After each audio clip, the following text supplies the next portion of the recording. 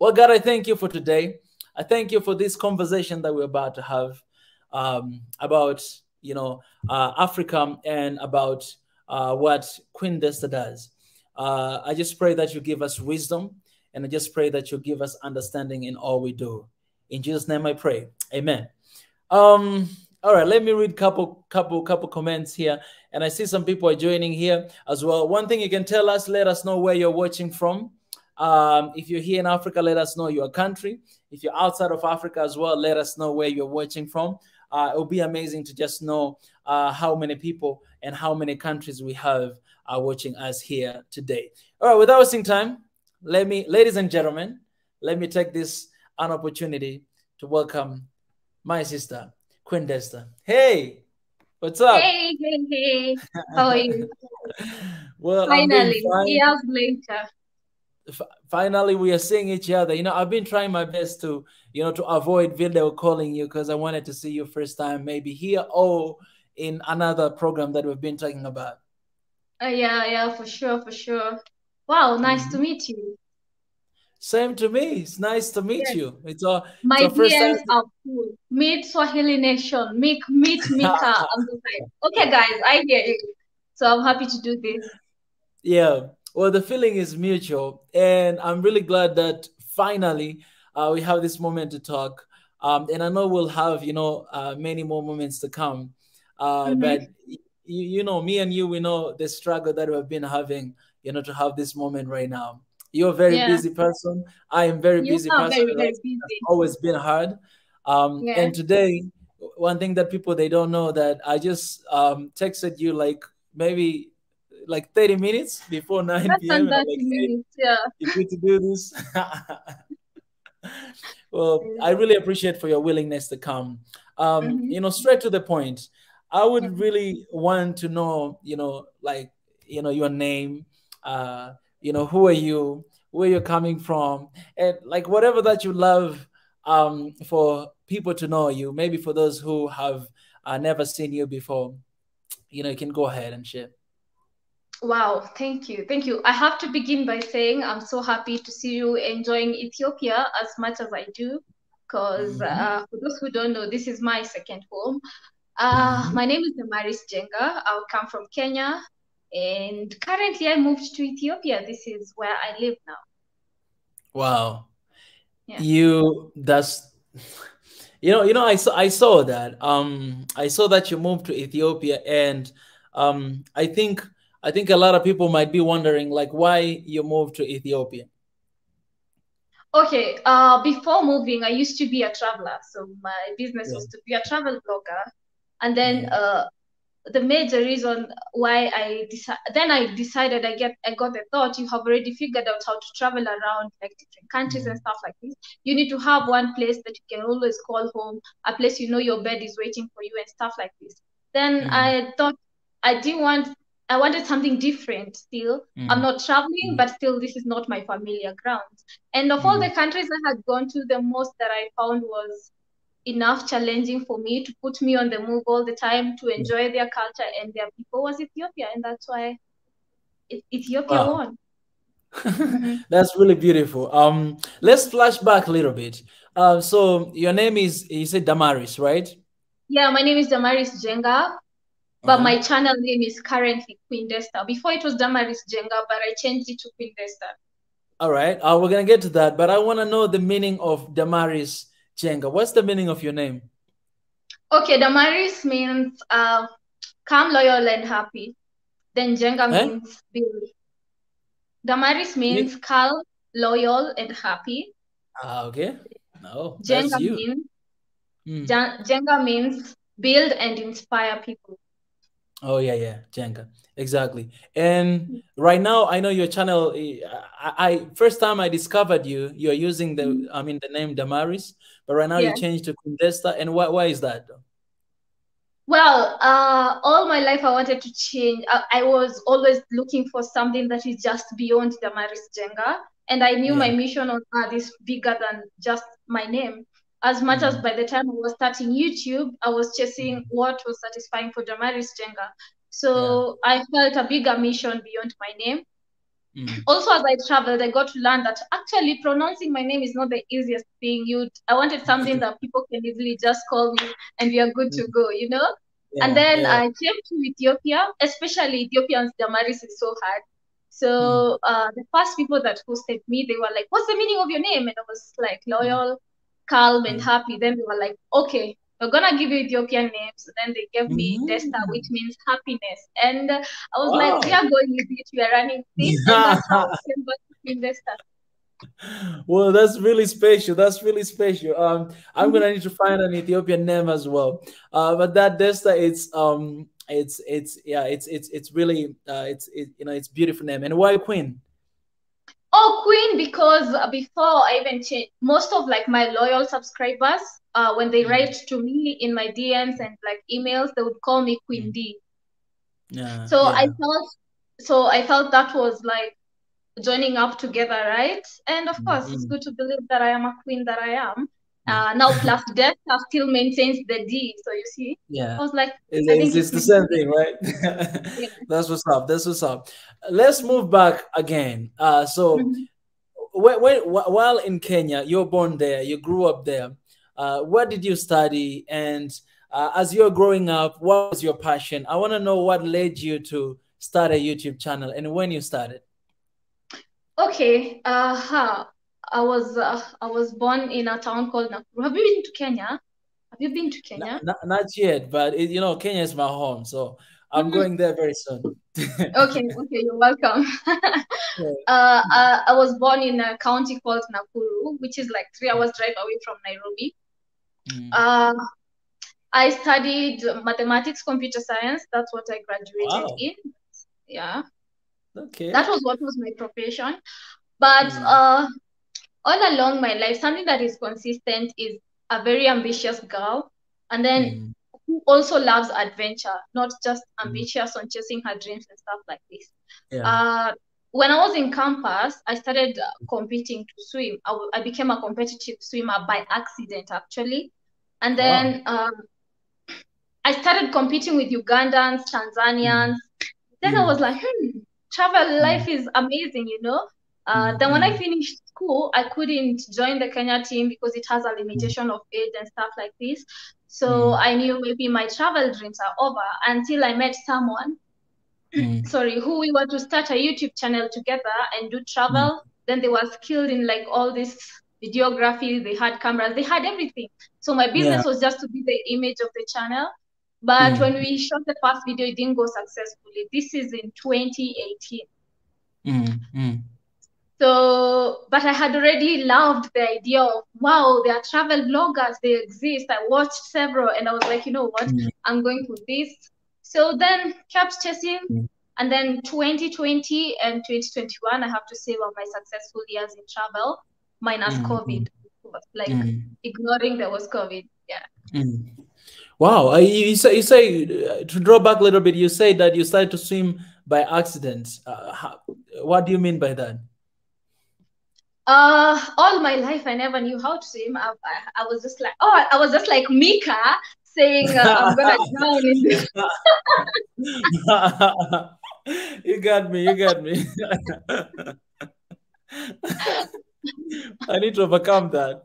Okay, this is your moment to inspire me. You know, I need to know how to swim. All right, help me out, Desta. So when I was in my second year, my first, second year, and third year in campus, I was in this like family group where we used to do many things together. But then the like it was more like a fellowship. It ended. So all my friends were in relation to that fellowship, and I realized, you know what, I don't have any more friends. I don't have anything else to do. Then one day someone invited me to go swim, and I was like, oh, I don't know how to swim, but just get in the water and stuff like this.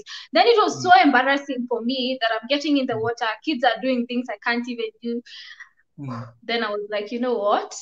I enjoyed the aspect that I was not thinking about anything else, like how I don't have friends, how now I don't know how to move on from here, and was just focusing on, let me just save myself from drowning. So in the process of me saving myself from drowning, swimming became my sort of solving my depressive state. I would say that. Not depressive, but like sad state. So I would feel happy when I go to swim. And remember, I forget about my phone and just focus on my life, saving my life.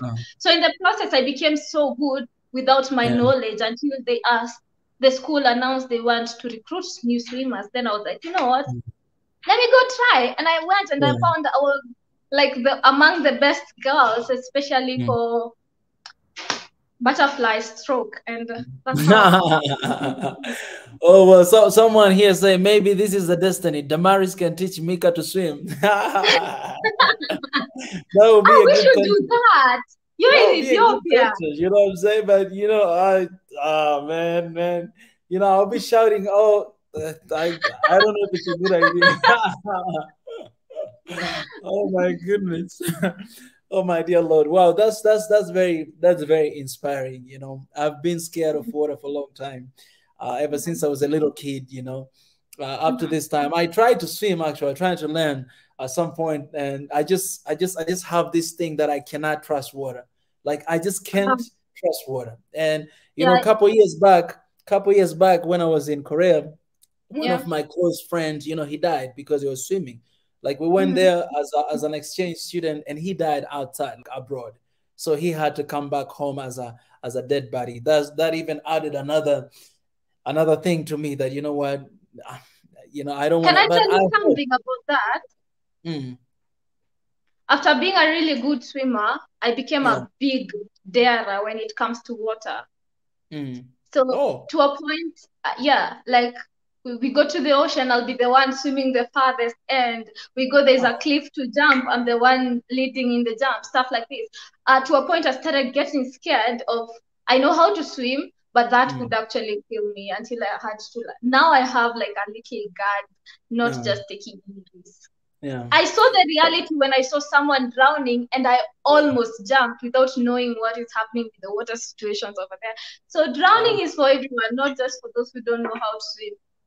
Honestly, I think it's not a good idea to be taught by you. So I'll say pass to that. I need someone who's scared of water a little bit. You know what I'm saying? Like to align with me. Okay. Well, so Damaris, you said that you started the YouTube channel in 2018, right? That's when you started. And I want to know.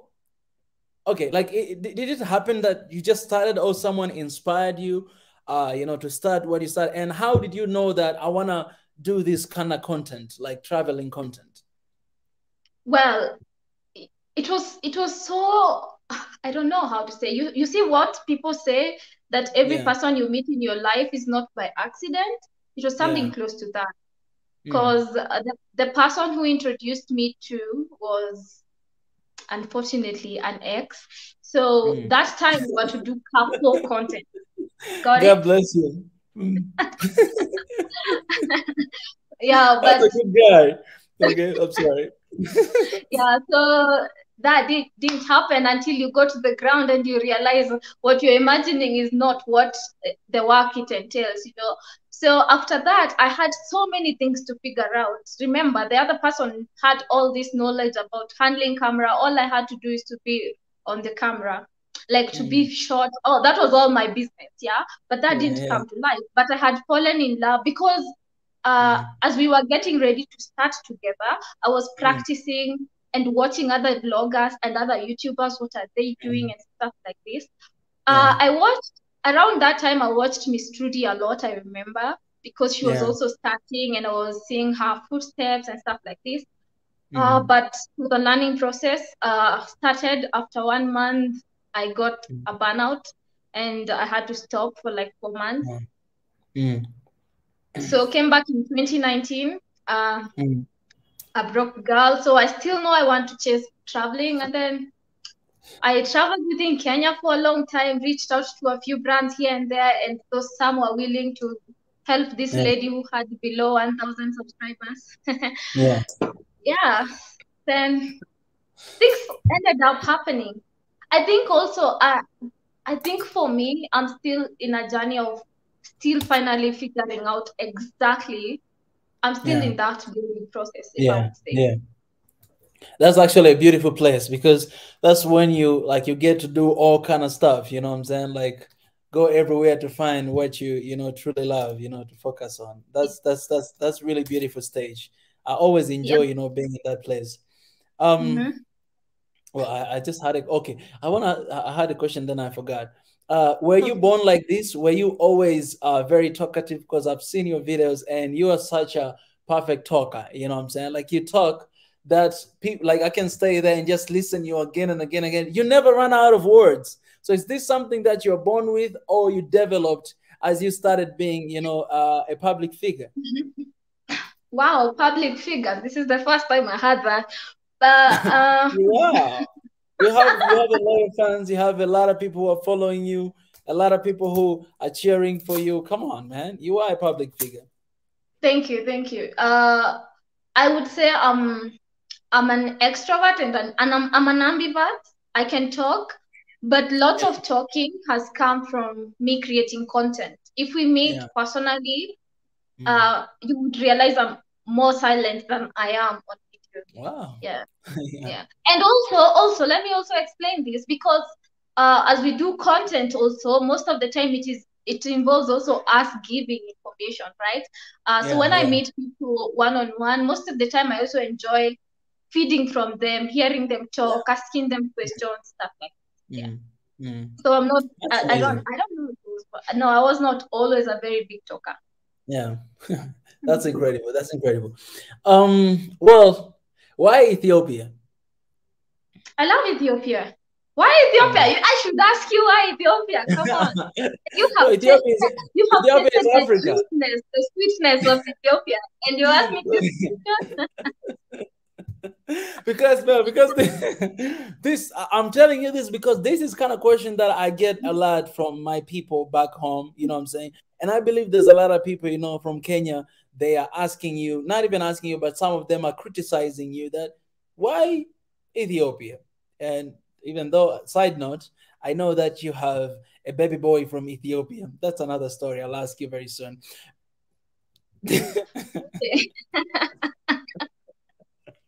Well, Okay, it's we'll out get there. to That's that. what I'm talking about. This. I We saw will it on get the to that. internet. We will get to that. Why Okay. Ethiopia? I also, Yeah. before you continue talking after I answer, I want to hear what's your real reason, like directly about why Ethiopia. Uh, Okay. Actually, I should say this. Me coming to Ethiopia was by an accident. Ethiopia was not Wow. anywhere in my plan. There's a lot of accidents happening in your life. Like my life is just ordained by God. I planned Yeah. this way, and then He's like, no, no, no, girl, this is your Yeah. direction. I So love that. Mhm. 2020, I was planning is when my travel career was coming to life. So Yeah. January, I got amazing like trips to fly for vacation in Coast, Mombasa. Mm. Then from there, I went to Uganda. From there, then I went to Rwanda. After Rwanda, I Mm. went to Burundi. Then while in Burundi, but still, I Mm. had so many plans. After finishing the East Africa, I was to fly to West Africa. Got it? Mm. But now Mm. around March, COVID came and I was in Burundi. Mm. So I had to fly back to my country, Kenya. And in the Mm. process of booking an emergency flight and everything, and shout out to one of my subscribers because they supported me on that. They Mm. booked me a flight to come from Burundi to Kenya, Mm. then in a later date, fly to Ethiopia. Get it? Mm. Because it was cheaper. Yeah. Yeah. So I ended up having not planned for trip to Ethiopia. Mm. Then Mm. that's how I ended up coming to Ethiopia end of December 2020, first time. Mm. Mm. Mm-hmm. Then I loved Ethiopia. Ethiopia is my neighboring country, right?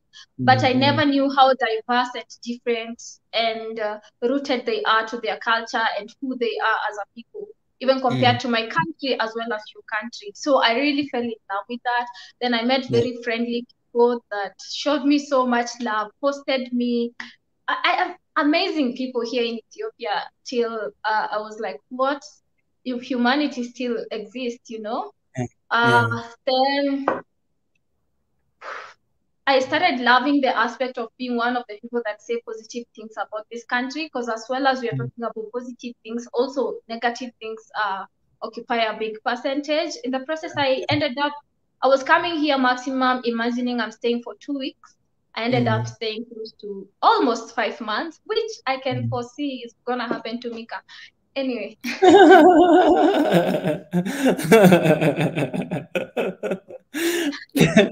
All right. I can't say no to that. Yeah, so then the thought of me staying in one country came, and that's why I thought Ethiopia. I hope I answered that. Yeah, yes, that's really beautiful. But okay, you asked me the same question, right? Before I ask you another one.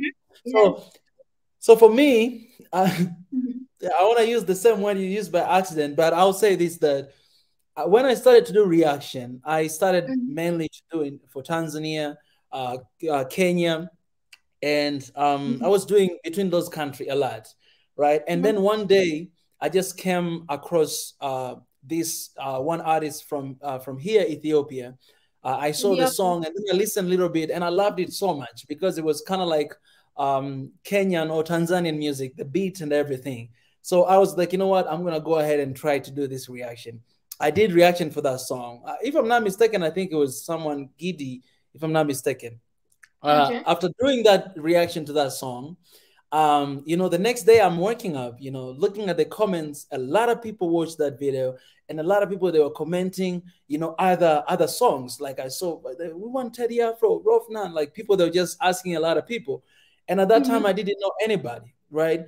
And also I realized that, so I made a decision that, okay, this is the first time, but I'm going to continue to do reaction on Ethiopian music because I never saw Ethiopian music before. I never heard anything about Ethiopia before. I had my friend, my close friend from Ethiopia, but I didn't know their music. I didn't know entertainment. I didn't know anything. And I found this amazing music. I was like, I'm going to go ahead and do reaction to this. But also on the other side note, we have a lot of people who are doing reaction for like African music, but I didn't see anyone doing for Ethiopian music. A lot of people are doing for Nigeria, for South Africa, you know, for Tanzania, you know, a lot of people that are doing that around the world, and nobody's doing for Ethiopia. So I was like, you know what? I think I'm gonna expose myself and start doing for this. You know, that's when I started to do for that. I started to do for Somalia, and the more I did, the more I just fell in love with the music. And every time I do reaction to the music, you know this, that a lot of Ethiopian music, they talk about, you know, the country. Like it's very patriotic songs, you know what I'm saying? It's different from our countries because most of them, they talk about girls, you know what I'm saying? Yeah, like, you know, dancing to Ethiopia music, you know, like Ethiopia, the country. Yeah. Exactly. So I was like, this is very interesting and very unique. And then I fell in love with Teddy Afro. I call him the voice of Africa because I feel like, man, this guy, he's speaking for the country, for the continent. Yeah. And that's how I just continue to fall in love, and the love and support from people, it was just overwhelming. And yeah, since then up to now, you know, I'm still doing that. That's how it came to pass. Yeah. Actually, I got to know you when I came to Ethiopia is when I got to discover your channel. By that time, you are not playing in the 200,000 subscriber count. And I met this fan. He's called Caleb. He's a very big supporter of my channel. I think you know him.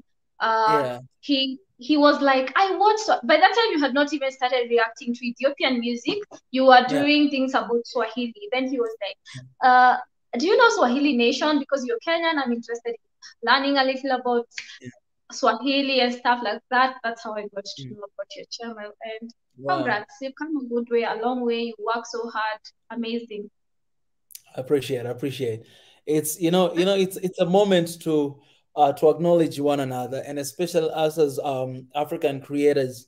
You know, it's a time. My desire is to see, like, you know, us coming together, you know, and, you know, showing our, you know, our oneness, because we play a huge part in, like, to infect, like, you know, people's life, and especially in Africa, even outside of Africa as well. So, you know, we stand here for one Africa, and that's one of the things that we have been fighting for a long time. And, you know, well, one of the things that came to my mind before, I was like, you know, we have a lot of, you know, content creators in Africa who are trying to make, something out of it. And most of them that we have, they are doing because they love what they do. They're doing for the love of the countries and the people. Then why not, supporting one another? Why not pushing one another? Because we Africans, we need to support one another. Like if I have 200,000 subscribers, I want Queen Desta to have 200,000 subscribers. I want you to have even more, 300, 400. I want you to do that, because the more you grow, the more you will have more opportunities for you and for people who will work for you. The people will get job. The people that will be your message will pass across the world. It's it's something beautiful that you're doing, and that's why we're having this conversation today. It's amazing. It's amazing what you're doing, and I just hope that you keep doing it.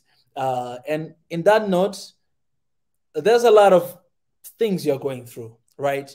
For instance, even you, I mean, moving to Ethiopia, was it like easy decision for you to just leave everything behind and to leave, or you had some resistance, maybe, I don't know, from family or whatever? How was it for you? Well, I have to say, my family has come a long way in supporting me on my YouTube journey.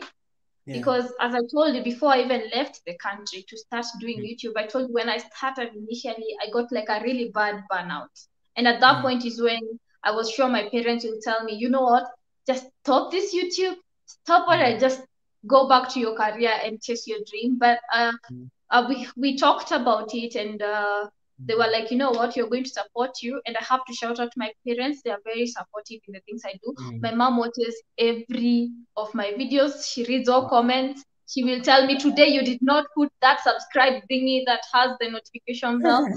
Wow. Big fan. I'm sure she's going to watch this. Thank you very much. So she believes in my dream. And they are celebrating what I am becoming and the things that I'm doing.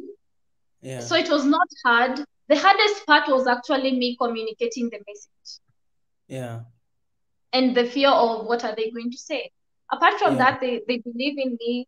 They've seen me win in other areas of my life. And they're proud of what I'm doing. So I would say I did not get any form of resistance in that way. Then I have actually not faced like resistance, because even like from Kenyans saying, why did you choose Ethiopia over your country and stuff like this? Maybe I don't have enough haters. I'm just saying, I'm not welcoming. I'm just saying. But before then, still, I was not in my country, so the transition also on my content was better. I've not necessarily faced any resistance, just the normal challenges that comes with moving to a new place, like being able to figure out all the nitty and gritties of everything. But I have supportive Ethiopians. People on my YouTube channel are like family to me. They help me look for like house hunts. People drive me around. They take me to places and stuff like this. So the support I have received has really helped the transition. That's amazing. That's amazing.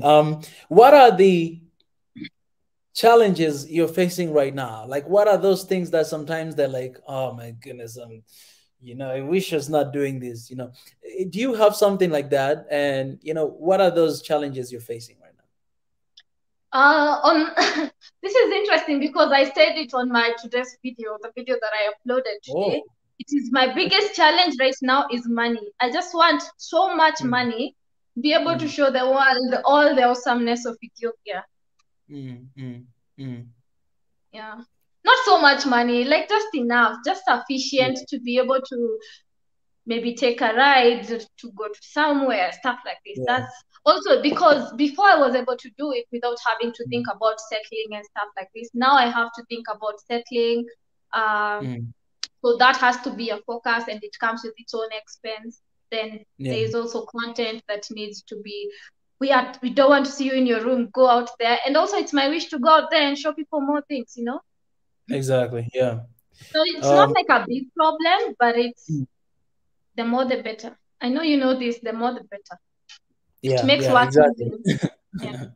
Yeah. I definitely, one thing that I think a lot of people, they have this misconception. They think that, you're a YouTuber.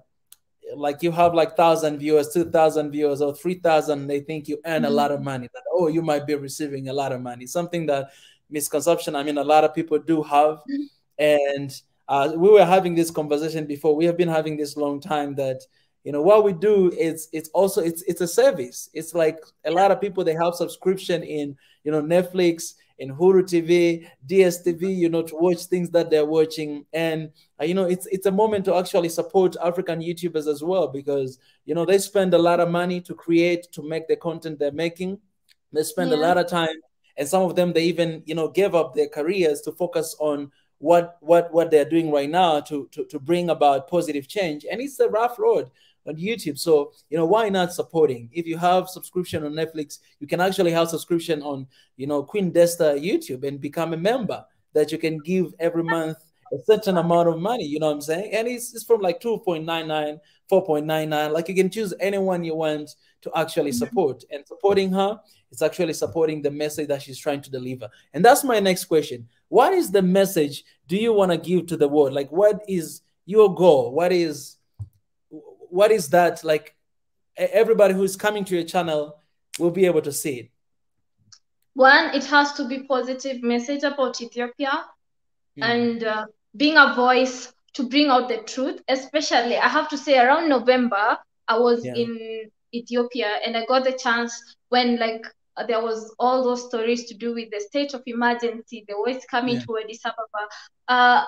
Out of me doing my content, I was able to be a voice to more people that about the reality of what was happening on the ground, right? So that's one aspect of that.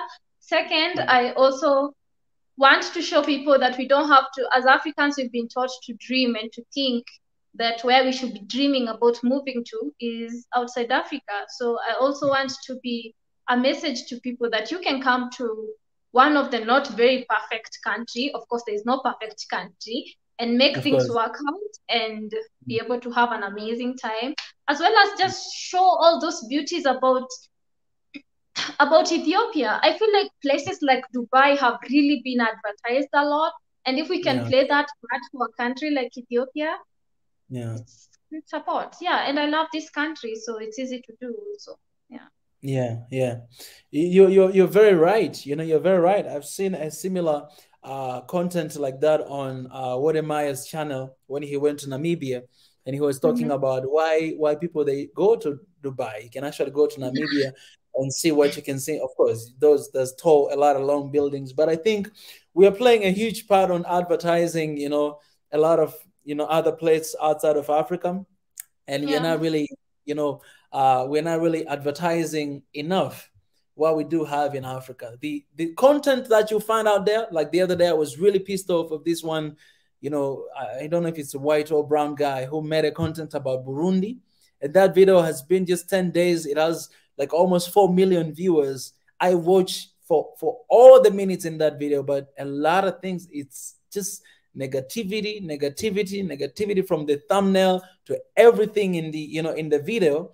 And this person is making a ton of money from that, and a lot of people are watching, a lot of people are clicking, and, you know, everybody who is watching this video, most of them, they are outsiders, right? And when they watch it, that's what they think about Africa, that this is Africa.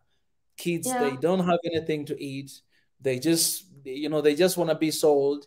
You know, you cannot find internet in Africa.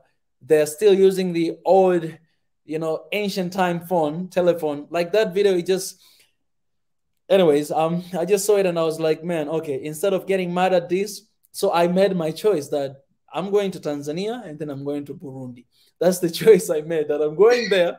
That will be my next country to visit, because I'm going there. I'm going to meet those family that this guy met.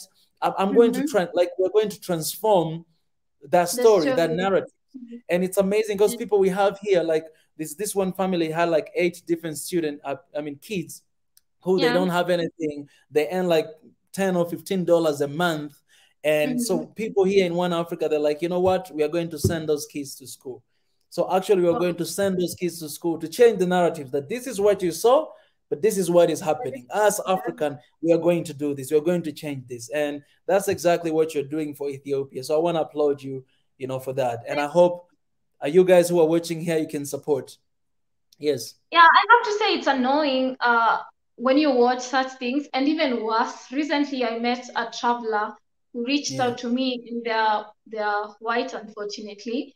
I say unfortunately because of what followed after.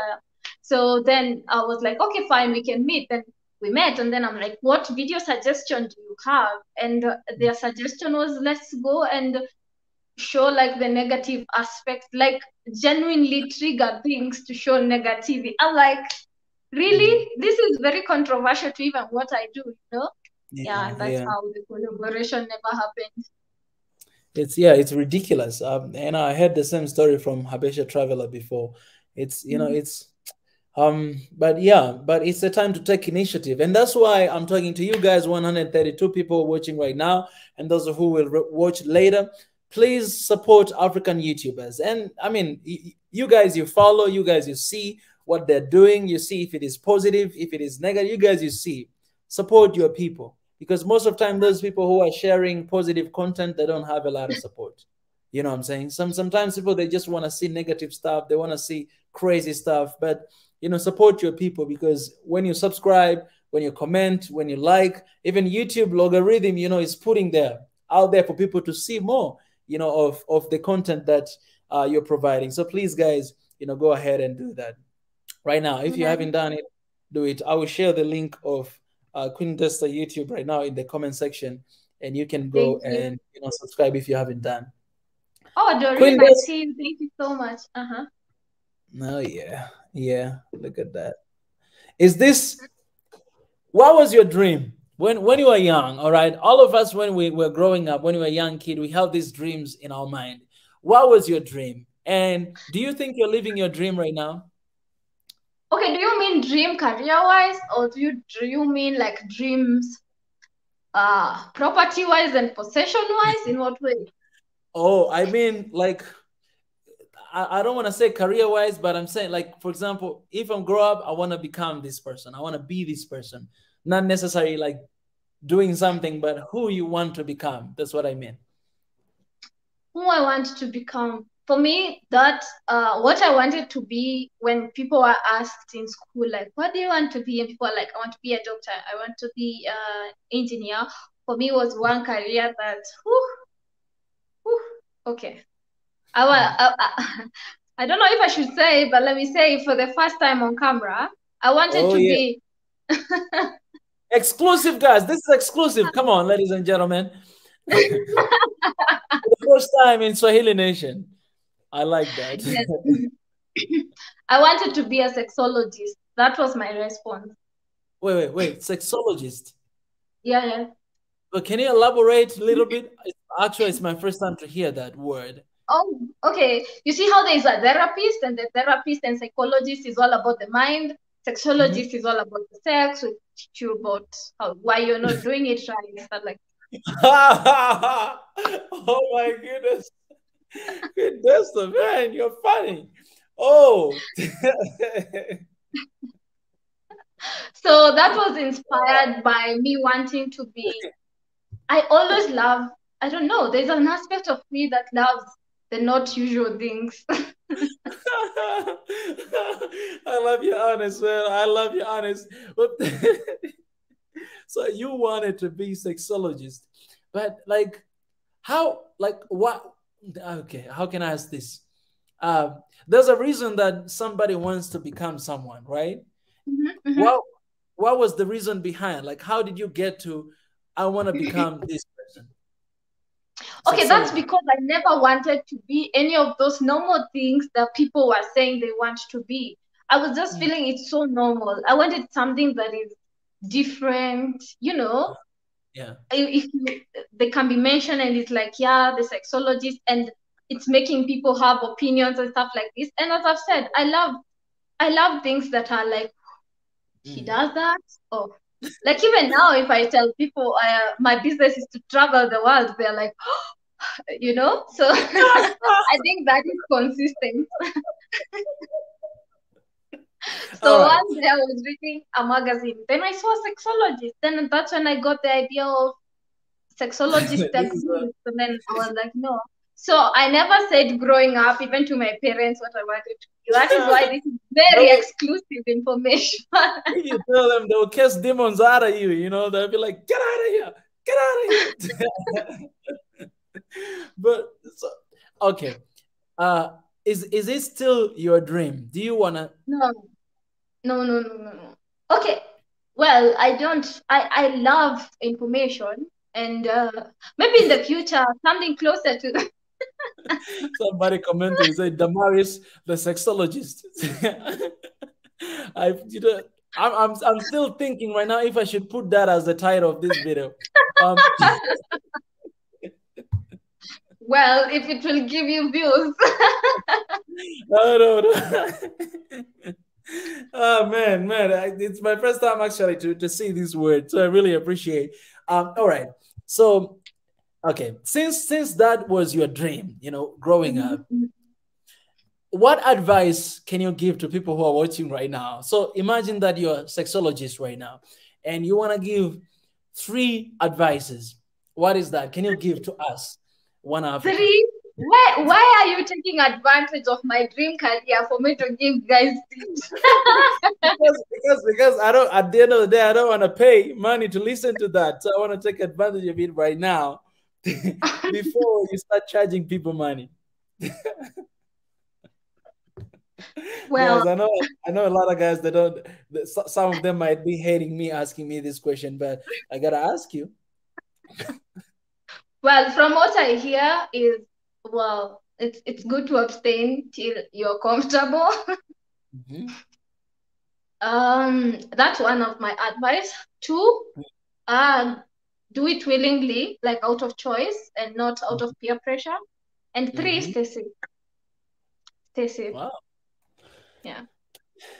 I think, guys, we have sexologists in Africa. No. That was now we have a travel blogger, an Ethiopian ambassador. There must be a way of, you know, mixing both of them together, you know.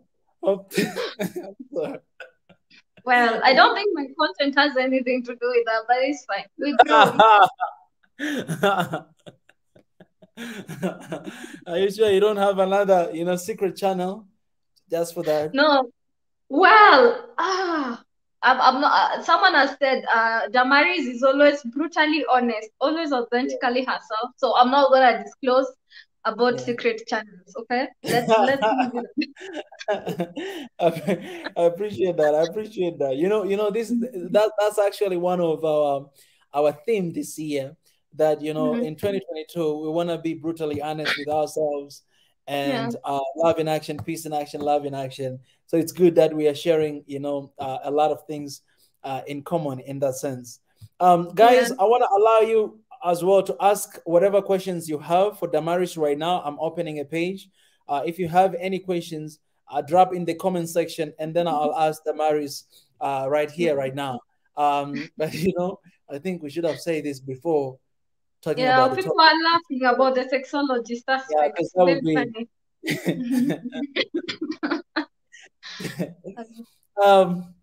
Well, you know, I'm running out of my words. I mean, Kuru. So you asked the question before I told you about sexologist. You asked the question of whether I am living my dream. Yeah. I think I am. Based on some of the people that I was actually looking up to. And majority of them were actually in this space of being able to, they were not even in the space of sexologists. They were mostly in the space of media, being able to talk, to address their thoughts and stuff like this. And I am currently in that space. And according to me, judging myself and even critiquing myself, I think I am on the right path. Am I accomplishing my dreams? Yes, I am. Like, for example, one of my biggest dreams was to travel the world, and I did that, and I saw how possible it is. I'm still continuing to travel the world as much as I moved to Ethiopia, just that now my home will be Ethiopia. You get it? So I believe I'm living my dream. Yeah, that's beautiful. That's beautiful. Yeah. Wow. Do you have okay, I think this question to everybody. Someone is saying if you're living in Ethiopia, guys, Damaris, she's in Ethiopia. She's living here. Yeah. Damaris, why did you choose Addis? Isn't cost of living cheaper in smaller cities? Okay, I think one of the parts that I skipped, this is the third time I have come to Ethiopia. After the 5 months, I left, went, explored Namibia, Botswana, Zambia, Tanzania, Kenya. Then I came back to Ethiopia is when I had the idea of moving. So I came back to Ethiopia so I can benchmark the possibilities of me moving here. And by that time, I stayed for a long time in Hawassa. You've been to Hawassa, right? And Oh, I saw that's the you love beautiful it. city, right? It's my Yeah. favorite city right now. Yeah, so I stayed there. Before that, I had already explored Bahda, Gonda, Lalibela, Arba Minch. Oh no, Arba Minch is after. So I had felt the vibe of all of these cities. My other option was Hawassa, and I stayed there for like a month. But if Hawassa was like shorter distance to Addis Ababa, maybe possibly I'd be staying there. Let's say like 2 hours drive. The only reason why not Hawassa, because it's better when it comes to like cost and everything. Now I'm focusing on being where there's still some things that you can find in the hub of Africa, in the hub of the country, and I think that's why I concluded on Addis Ababa despite the cost and everything. Yeah, that's beautiful. Question for Damaris: when should we meet? This is When should Yared we the meet? I Okay. think this is one of your followers, loyal I should fan. start by asking Mika, when should we meet? Oh, let's meet tomorrow. Well, okay. We'll talk more about the details in the DM. Ask yourself Okay. that question. Okay. Yeah, that tomorrow can happen actually.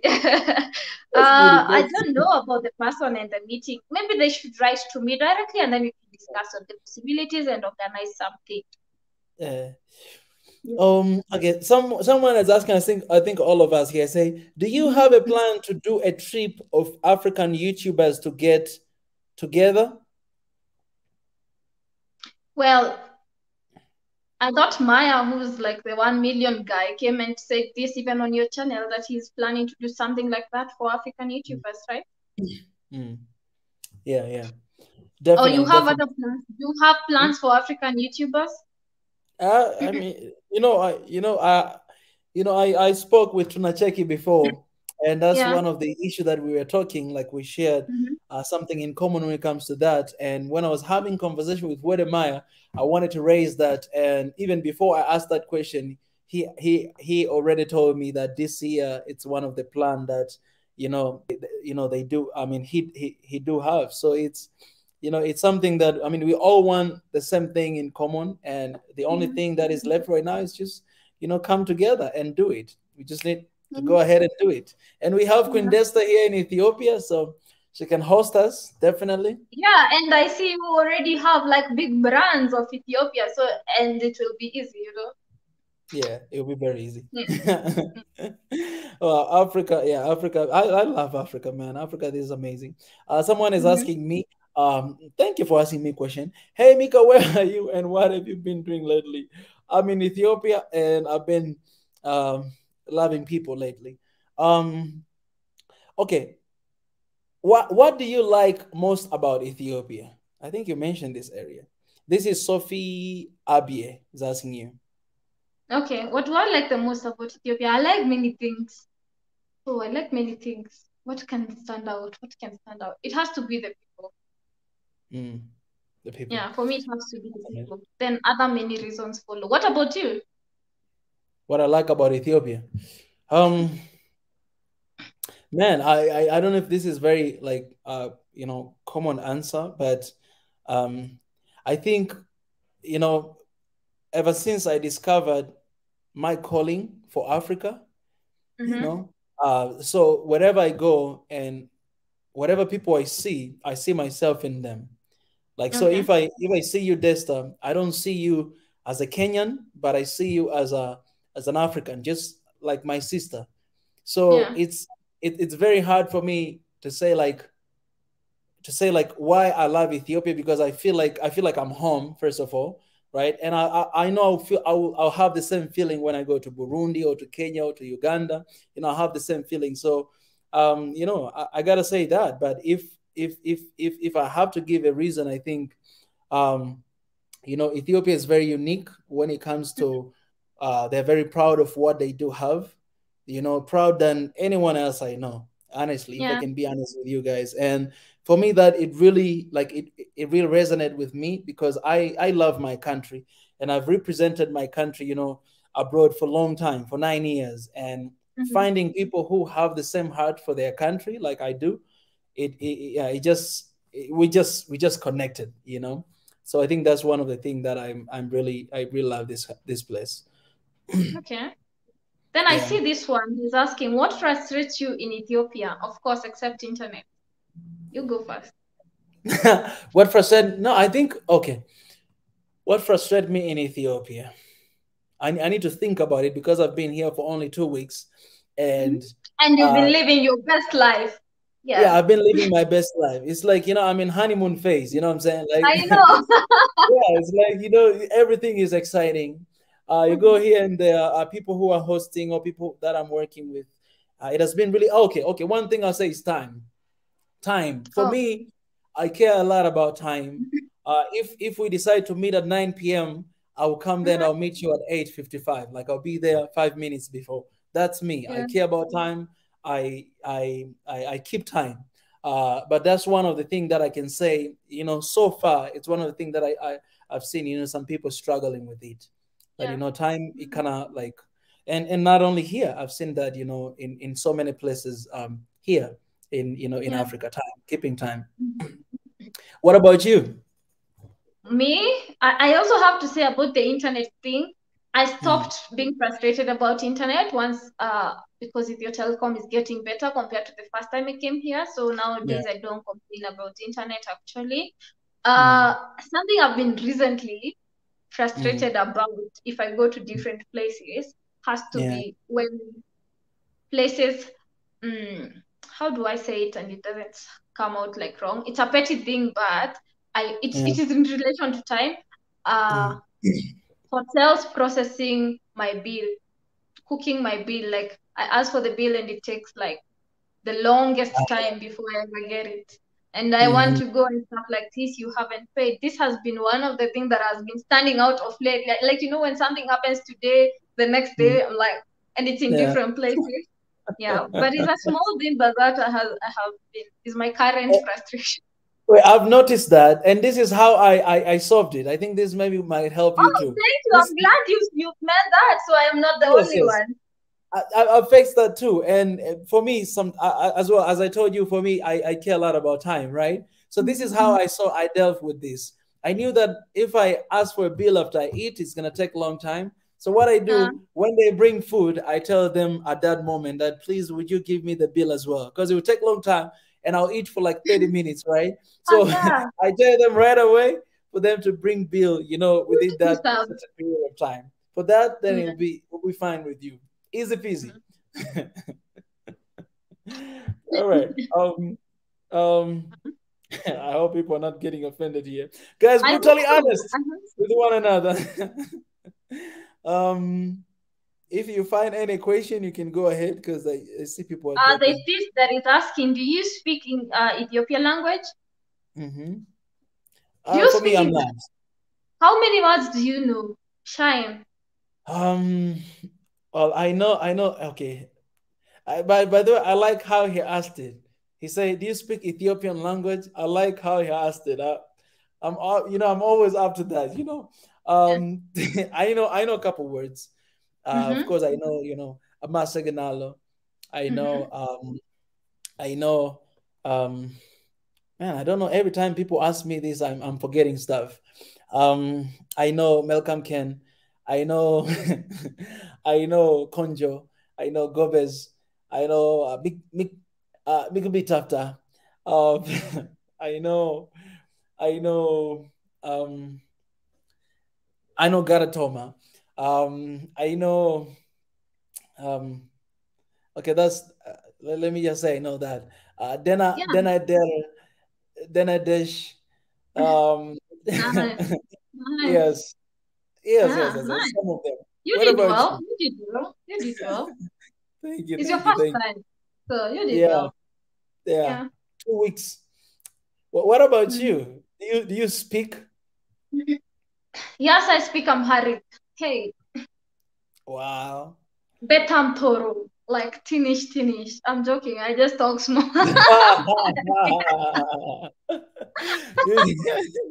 You speak Amharic like the way I speak Chinese, you know? Just messing with you. All right. Uh, Okay, let me ask you I this speak. question. Uh-huh. Please, go ahead, go ahead. I speak small Amharic, not so much. Yeah, I'm learning though. I'm planning to dedicate myself to learn Amharic now that I'll be staying here. If I learn Amharic, Mm, we'll only meet with Kenyans on my identification and birth certificate. mm, mm. Yeah. All right. That's beautiful. That's beautiful. Ghost, I appreciate for the super chat. All right, let me ask you this question before we continue with this question here in the comment section. I want can I ask you a little bit personal question? Ask. All right. So I want to know. I've seen videos that you have Ethiopian boyfriend, and I want to know Mm-hmm. how did that came to pass? How did you guys meet and something? Okay. This is how we met. I was doing a live stream, then I was talking about my plans on how I have explored the most of the north. Then Yeah. he reached out and said, "Come explore the south, and you will love it." So I went to explore the south with his sponsorship. Mm. Then that was it. End of content. Did Why the this? content Why this? Why really like sponsorship? yeah? Why did I quote? But like it's because it's not a brand. Let me explain why I quoted because it's not a brand. You see, it's like Haile Selassie Okay. resort tell me All spot, right. so I won't quote that. So he basically didn't have anything personal to gain. You get it? Oh yeah, but So he was like a blesser, right? yes, he was like a blesser. Yeah. Mhm.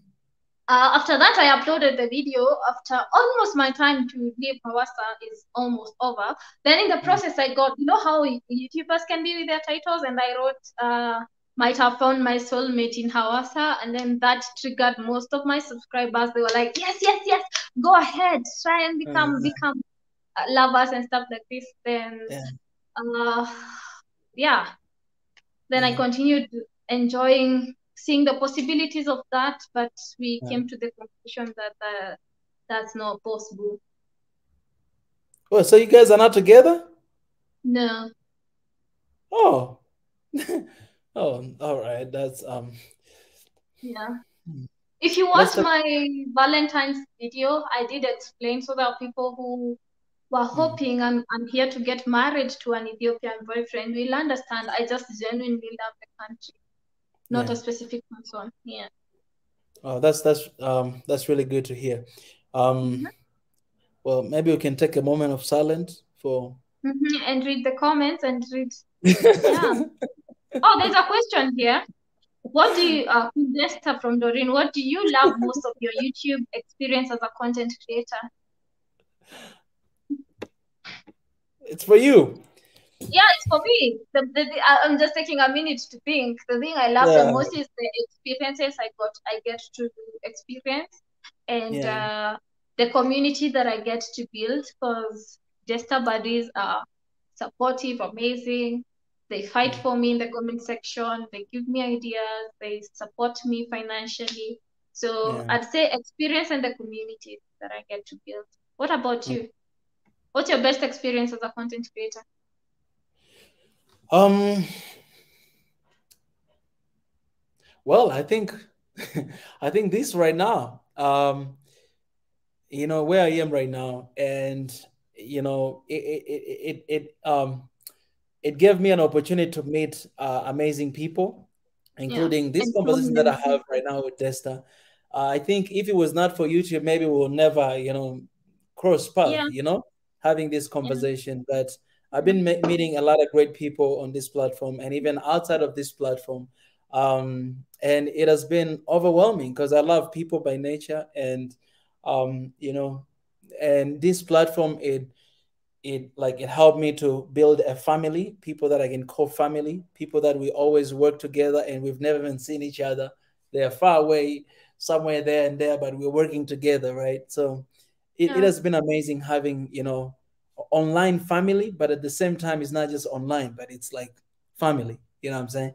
Because this Yeah. can, online things, sometimes social media can be very, very toxic, but I love how we are using it because it's actually, there's a lot of gain than losing. It's not toxic for me, but there's a lot that I'm gaining from this, and Yeah. and I'm loving that. I think I'm not the same before and after.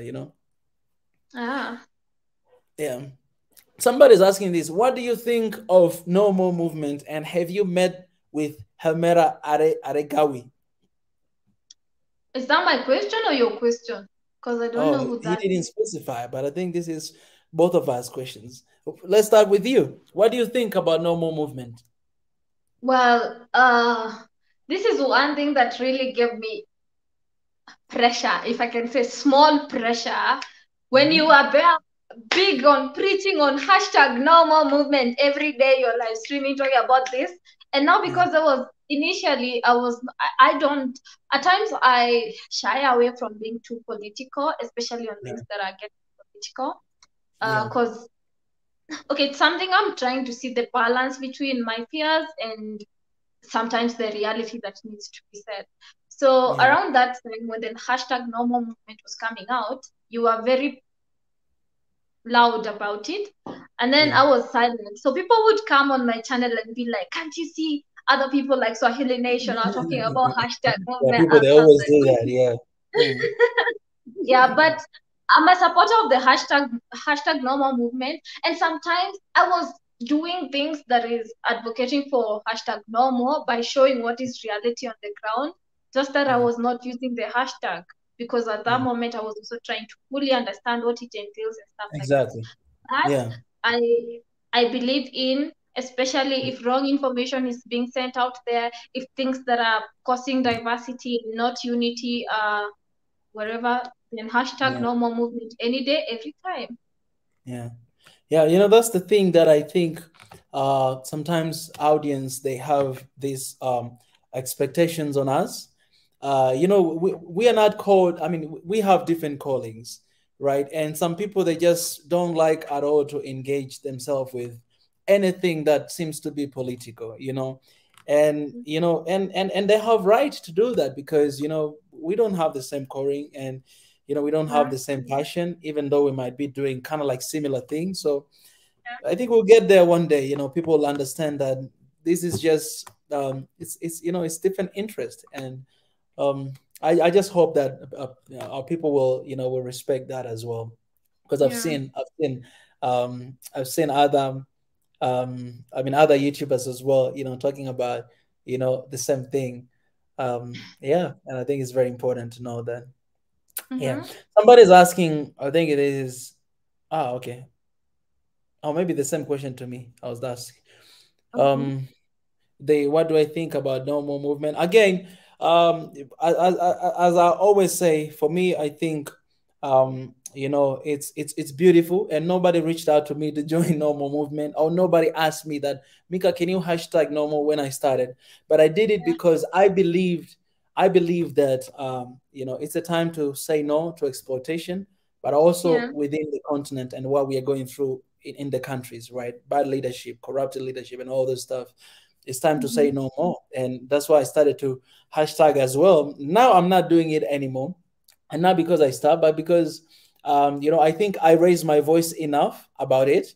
And now my focus is going back to what I've always been, preaching. And that is, Yeah. One Africa. And did I get a chance to meet with her? No, I haven't got that chance. Um, I have to say also that sometimes you don't have to necessarily you're showing about one Africa that has mm, it's just that you're not saying hashtag no more, but yeah, one yeah, Africa is yeah. advocating for no more Exactly. movement. Yeah, yeah. Yeah. Definitely, definitely, definitely. Because we always look at the message that it will bring about unity, and I think you have experience. Okay, you visited a lot of countries in Africa, Mm-hmm. and did you feel the same? I mean, it's obvious question, and I think it's as an obvious answer. You know, that's why you choose to come here in Ethiopia, because maybe what you felt in Ethiopia is not what you felt in other places in Africa, right? Am I mistaken? Yeah. Oh, you're not mistaken. I think immediately I tell people I'm Kenyan. You know what Ethiopians tell me? Even if they can't speak English, they're like, Ethiopians, Kenyan, and so that's what means is Kenya and Ethiopia, we are one. And I'm like, yes, yes. That is like I have mastered. I can almost say it before an Ethiopian says it to me. Yeah. So, That's beautiful. That's beautiful. Yeah, that's beautiful. And let me ask you this question. What do you think about One Africa? What do you think about our message here in Swahili Nation? What do you think about One Africa? Just your honest thought. This is not political, by the way. It's just yeah. reality. I respect your challenge and your courage to be able to carry such a very big mission. Because so much work, so many things need to be overcome and stuff like this. And I also appreciate that you're spiritual and you can also gain like strength from more instances that come. Like we can even be able to see things that are not yet physical and stuff like this. So that it's a very big mission that I salute you for. And one day I pray we will become one Africa, especially in small things like, for example, passports. If I can just sleep tonight and wake up and tomorrow I'm going to South Africa and I don't have to think about how I need to go to an immigration officer. Like it should start from small. I wouldn't call them small, but like things, such things cause separation and diversity, you know, and differences. And I pray that one day the mission of One Africa will come to a life, especially because I love traveling, so I'm a big advocate of we should be visa free, or at least visa on arrival for all Africans to Africa. Finger crossed to that. Somebody said, what do you think about establishing African Youth Forum? Man, that's what we have here, honestly. You know, this One Africa thing, it started as a One Africa Forum. And this is what we've always been having in the discussions and everything. So you're part of it. God bless you, Lelago. Let's see. Any question you've seen there? Yeah. Joseph is asking, Desta, how do you dream of future Africa? Plus, what effort are you making to get that dream happen? One thing has to be unity. Unity, I always, two things I wish about Ethiopia, that peace is 100% restored before we even go to like Africa. And some time back, I was having a conversation with someone and we almost analyzed that somehow in northern parts of many countries in Africa, they have something going on. And I can't wait for a time that there will be peace and we don't have to worry about peace, because that is like one of the drawbacks of a country. For example, right now, my country is going to have elections this year. And based from past experiences, election seasons can really cause big conflicts. And so I'm praying that doesn't happen, because if things to do with like conflicts happen and wars and such things, even if the country is progressing, if it didn't have the war and stuff like this, it would go very fast. So my big prayer is for unity to prevail in the whole of Africa, as individual countries and also as a continent. Then what effort am I making to make that happen? I'm an advocate of We Are One Africa as well. And we are not separated by our tribes and where we were born and stuff like this. And even me leaving my own country and coming to another country is a way of showing how we can unite as different countries, you know? Appreciate for that. That's really beautiful. One of our family member here, Sister Netsi, you know, I think she watched your videos as well. She said, Salam, nice to see you, Desta, in SNN. And then also she's telling me that you know, I should meet you in person. Guys, we already have this plan to meet up. Swimming classes. Can you write in the comment section? Swimming classes. I'll come with my pens that day. Only one pens. Let's see another So question. you have to choose swimming classes or sexology classes. You have to Oh choose my one. goodness. Oh my Lord. I know what you're trying to do in here. I know I'm what you're trying to joking. do. I'm Okay. joking. Swimming class is good. I'm good for that. Yeah, let's find another. All right, guys. If you guys have any question, please feel free to continue to comment. Mari is Um, asking. You have a question? oh yeah. What do Okay. you what do you guys think about Ethiopia? Okay, I think that we already answered, right? We already answered Yeah. before. Okay, is there another question you saw there? Yeah. Mari is asking, can I ask, what did you observe in Ethiopia that amazed you and the thing that we should change, but we Mm, Ethiopians took as normal? mm. Something that amazed me. Wow, this is a nice question. Yeah, What it's a amazed good me? question. Can I remember? Can I remember? Well, we talked. This is as I remember, big deep ones. Maybe we can do a back and forth talk about Okay. this. Let me go back to something you had talked about. The aspect Yeah, that their music is about Ethiopia. That yeah, amazed me. yeah. Yeah. Mm, definitely. You have something in mind? Something that amazed me. Yeah. Oh, as you think, I have to say is the calendar and their year and the fact that we are in 2014. I didn't know this. I was We're here in the during past. my Christmas and New Year, Yeah. and people are living a normal life when we should be like having the Christmas tree up and stuff like this. Oh, yeah, that's for sure amazing. and, I'm and the sorry time you're as missing well. Christmas and Epiphany. I'm sorry. Yeah, I'm and sure you time will as well. attend one day. Yeah. Time is very interesting, you know. Mm-hmm. You might say, let's meet at 1 p.m. and then you're meeting at other time. They might understand 3 something else, you p.m. might understand something else. Yeah. There's one question here, I think is for me. How are you planning to visit Burundi? Let's see. So a lot of people have been asking, and even the brain I was talking to him, I was asking me, Mika, I think it's the time to plan the next trip, the next country we're gonna go. And I remember I told him that how I was thinking like, okay, maybe we're gonna go to the country that they support us a lot. That's the second country gonna visit. But then this one Which is day, like two Somalia? days ago, eh? Which is the second country that supports? Oh, I need to check right now.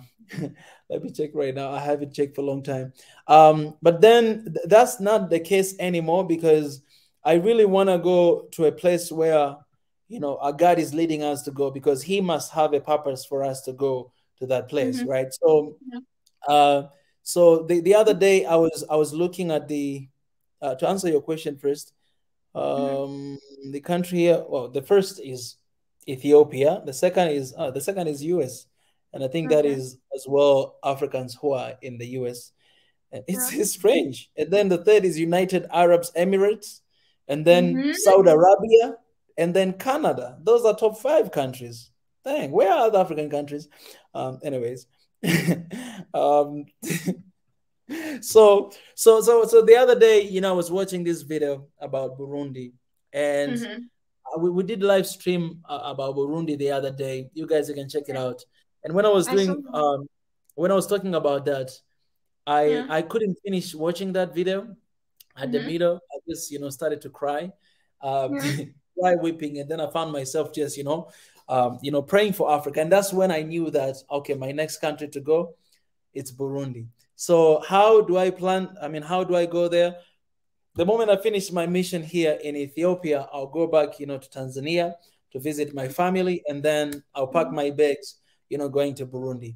I don't know how it's Mm-hmm. gonna happen, but I know I'm ready to go there, and I will go there, and to do whatever that is gonna be. It's gonna be there. All right, but I know that I need to be in Burundi. And God is good because we found someone from Burundi that I'm going to have conversation with him here very soon. Someone who is passionate about Africa. Someone who actually even lived in Tanzania, Zanzibar for 5 years, and he speaks Swahili as well. So it was just Mm-hmm. very amazing the connection how it happened. He's the first person in Burundi, so that's gonna be very Wow. interesting. Yeah. All right. What is your favorite food, Desta? Ah, what's yours? I saw you sleeping after trying your first Ethiopian food. That tipsy, right? My favorite. There's a lot of meat in Ethiopia, man. Like, when you eat a lot of meat, sometimes it's easy to sleep. It's Well, heavy food. after 2 months, I think after Adwa, is it after Adwa? I'm told there are 2 months coming where people Yeah. will be fasting continuous, and I'm like, Oh. oh, are you meaning 2 months I'll stay without meat? Ah, okay. Well, you love Ethiopia, you gotta fast with them. You know what I'm saying? Yeah, I do fast with them. Like yesterday was fasting day, today was fasting day, and tomorrow it ends. At Oh. least I've practiced the fasting aspect. Do you? Here in Ethiopia, I haven't done that yet, but of course I do it. I do it sometimes. Okay, okay. Yeah, Yeah. so what's your favorite food? My favorite food, I have to say, is dorowat. And strangely, I haven't eaten yet because Kuru, I'm still waiting for his dorowat. One person, his name is Kuru, he promised me to make like homemade dorowat. So that's why Invite I've me been on that sustaining one. myself from Invite eating me on dorowat. that one. I want to eat. Can I tell you a story about the Owit? I went to this wedding Yeah. in Lalibela. It was big. They celebrated weddings for 3 days and stuff like this. So on the eve, I was there when they were doing the preparations. Lots of chicken was slaughtered. Is it not slaughtered? Do you slaughter chicken? Okay, whatever. So I can't then, do that. no, I'm saying, do you use the name slaughter for chicken? That's what we Oh just yeah, thought. yeah, yeah. You just slaughter them. Okay. But when it came to the eating, I don't know if I was late to the party. I only found the mixture of dorowot without the chicken piece. I never ate any piece of the chicken. I just ate the mixture. So kindly invite a lady on that homemaking episode. Yeah. But you can't love dorowot if you've not eaten it. Oh no, I tried in Tanzania and I tried in Korea, but I haven't tried here yet because I've been sustaining myself. I'm waiting from Kuru to eat at home, homemade for the first time in Ethiopia. That's why. That doesn't count. That doesn't count. What is your favorite food since you came to Ethiopia? Oh yeah, that's true. That's true. Let's wait on you, Kuru, to see how good you're gonna cook. Because I'll be brutally honest with your Dorowat. Man, it has to be worth it for me waiting for this long. Desta, do you have some subscribers from Northern Africa? We have scarcity here. Northern Africa? I don't get. We have scarcity. This person he is the supporter of Swahili Nation and the family member. So he's saying we don't have a lot of subscribers. Okay. You want me to bring here. not? Yeah. Okay, I get it. I get it. I get it. Unless I check in my analytics, but as far as I'm thinking, I don't remember seeing them in the list. Even maybe top 10. Yeah, because I've also not been to North Africa, North of Africa. Yeah. Man, I have a lot of people from Middle East for some reasons. Yeah, I have seen that. Maybe because you had was it a Korean lady? No. Sohaila? Yeah.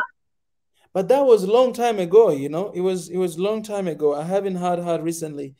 But it changed recently because usually it was like Ethiopia, Somalia, Kenya. But now it's Ethiopia, US, United Arab Emirates, Saudi Arabia, Canada, United Kingdom, German, and then you have South Africa, Somalia, Kenya, Sweden, Lebanon, Israel. Okay, this is all right. I can't even find my country. Anyways, so talk about common currency. Okay, you have something? Say, hey, Mika and Desta, when are you going to visit Eritrea? Starting from you. Immediately I left Ethiopia, my plan was to visit Eritrea the first time I came, but I went to the Eritrean embassy. Then they were like, you don't have a work visa here, so you cannot get your visa from here. You have to go back to your country and be able to get your visa. So that's why I love this advocate of One Africa. So like just such small things prevented me from visiting Eritrea. So when I get the visa, I will visit. Just know I've not come to Eritrea because of the visa. Yeah, that's beautiful. That's beautiful. And I want to appreciate all the supporters from Eritrea because we have a lot here as well. And you guys, even last time when I was having conversation with Wodemaya, it was the same thing. So, you know, that could be the main resistance for us to visit Eritrea as well. But you all know the love we have, you know, for Africa, for all countries in Africa. So hopefully, you know, hopefully we'll have some like, you know, one Africa, and we'll have this, like, it's not gonna be complicated to get visa to, you know, to visit Eritrea. But man, I would love to go there. The matter of fact, I'm here right now. I would love to visit there, you know, to go there and to visit as well. But that's one of the things. But you know, hopefully things will change. Someone is saying there are a lot of Ethiopians in Middle East, so maybe that can explain why you have. Exactly. Yeah, definitely. Mika, do you have a plan to visit Lalibela? Man, you know, I will visit again. I will visit everywhere here in Ethiopia, but not this time, because this time we have things that we're preparing to do, the launch of One Africa. So I had to come back after my 1 week trip to 4 or 5 different places. I had to come back to continue to arrange that launch. You know, that's why I cannot move right now to go there. But you know, this is home, so I'll come back again and again and again, and you know, to go everywhere. All right. So why have you not visited Unity Park? Why I haven't Unit Park? That actually I'm going to visit because I still have 2 more weeks to be here. So the plan was to go outside, and then when I come back, we'll do some visits here around Addis. I'll definitely go there. Yeah, that's a plan. Then someone is asking, when is the launch? When are you launching? Guys, I'll let you know the date, the time, and everything, the place as well. We're working on that. Tomorrow I'll be having a meeting with the CEO of Ars TV to actually even talk about that as well. Yeah, there's a lot of logistics we are working on right now.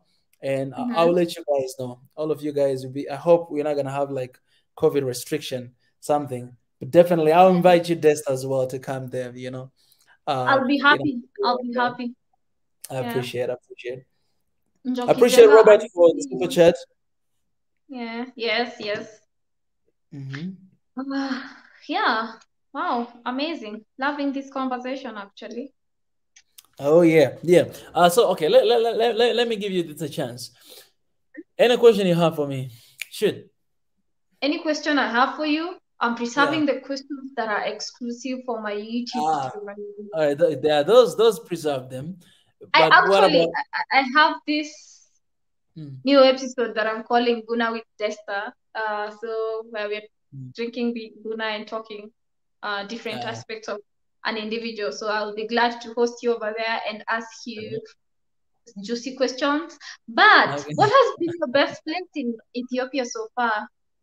My best place, man. Okay, I gotta say this. Maybe okay, guys. I gotta say this. I haven't visited all the places, but so far, as she mentioned, I love Hawassa. Hawassa, it's like I went there, hospitality, and the definition of that city, that more than 80 different ethnic groups living together. They actually call it small Ethiopia because more than 80 different ethnic groups living together in harmony and peace. That's the dream. That's what we want for the entire country of Ethiopia. That's what we want for Africa. So I love that city. I love what it represents. I love the people. I love fish market. I love everything about that place. I love the weather too. Oh yeah. That one too. The weather is amazing there. It's you say it's second biggest city? Yeah. Yes. Kuru is asking sexologist questions. You want sexologist questions? I will offer as you want. Do you feel any pressure, Mika, to meet your objectives? And also to add to that, do you feel any, like for example, when you come into Ethiopia, did you feel any aspect of pressure to make sure you deliver? Because people could have expectations. To answer the second question, no. And here's the reason why. Because for me, ever since I started to do these things, I tried my best to be as honest as I can be and to be myself. So this is me. Take it or leave it. I'm gonna say the truth. I'm gonna speak this. I'm gonna talk about this. If you do something wrong, I'm gonna. If you just take it. So people who came and follow and be part of this, there are people who actually believe on that as well, right? Because we are all learning and growing. I'm not right all the time. So even when I was coming here, I was just excited that, man, I'm visiting this new country. I'm going to do A, B, C, D, and I'm just open to anything that is going to happen. And I'm aware that, oh, there's a lot of people who hate me a lot, and a few people who hate me, and a lot of people who love me so much. So, having that in my mind, I was like, and by the way, I am not Ethiopian, so I can make mistakes, and because I don't know things as they do know. And so for that, I think it gave me really like easy going. I didn't have a pressure coming here, and it reminded me the same thing as when I was going to Korea. At the first time, I had a lot of pressure, but when I was living there, always people, they saw me as foreigner. That, oh, he's foreigner. So they like even if I do something wrong, they're like, oh, he's foreigner.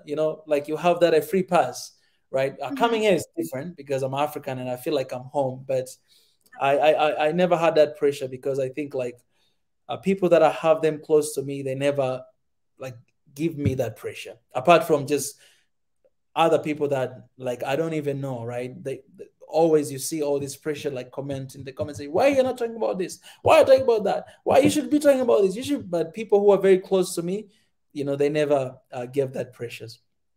Yeah. How good is your Swahili? Swahili. My Swahili is really good. I was born in Tanzania, so my Swahili is good. Unataka tuongee Kiswahili sasa hivi? Naweza tukazungumza Kiswahili kidogo. Nione unavyoanza ku lose your confidence right now. I can't lose my confidence. It's just that I'm not used to speak Swahili on camera. Yes. Lakini naweza ongea Kiswahili. That actually is me as well. Me as well. Yeah. I feel like I'm committing a crime. Like in my school, we used to have like this. Today, Monday, Tuesday, Wednesday, you are allowed to only speak English. Then Thursday, Friday, speak Swahili. And so if by chance you speak Swahili on this other day, they will give you something and say you have the disc. So like you're being punished. So maybe kuongea Kiswahili inasikia kama ni makosa. Okay. So someone is asking us to speak in Swahili.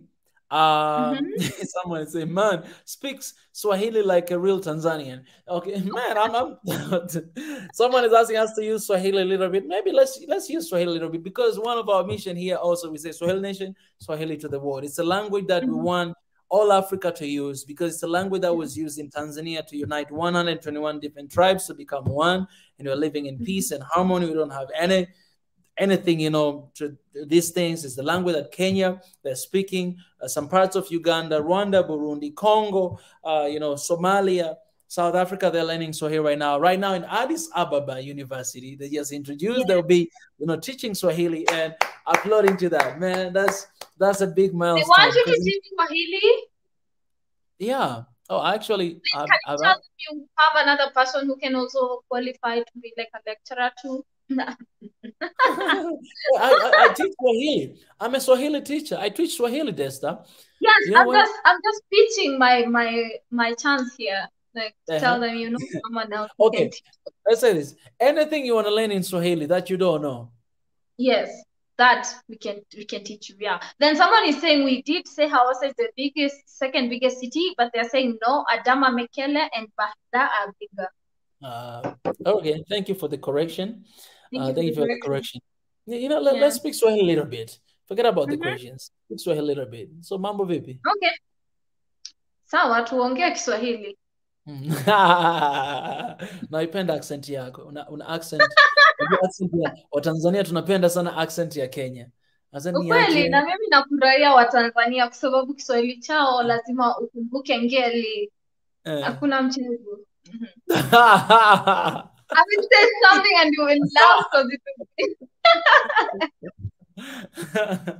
Guys, Swahili is a beautiful language, man. And you guys, if you want to learn here in Ethiopia, if you're here in Mm-hmm. Ethiopia and you want to learn Swahili, the Swahili community, soon, Yep. maybe tomorrow or the days to come, I will have someone who is in charge of that here. And I've been working really hard to teach Swahili, and now in Addis Ababa University. So shout out to that. And now AU also give a permission to use Swahili as an official language, everywhere across the continent. So it's a milestone, and it's Yeah, beautiful that's that we are amazing. reaching there. Yeah, And it's a it's common easy to language. learn. I think Swahili is way easy to learn. Exactly. Yeah, it's very easy. It's really easy to learn Yeah. Swahili. It's very easy to write, very easy to learn. And someone asked me to talk a little bit about common currents as well. Well, that's common language. Common currency is something that it's a vision that it was Muhammad Gaddafi. He had that vision, and because of that, they took him down.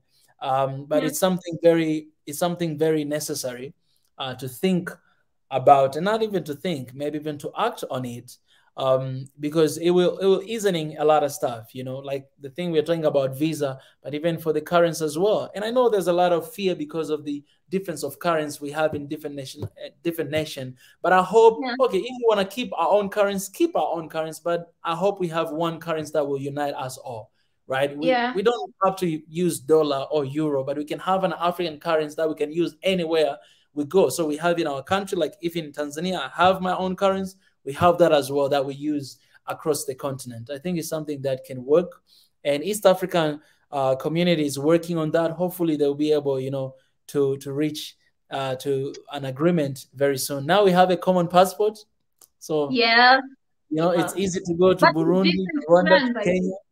Mhm. Do you think we have the same like strength, Tanzania and the East African passport? Is it?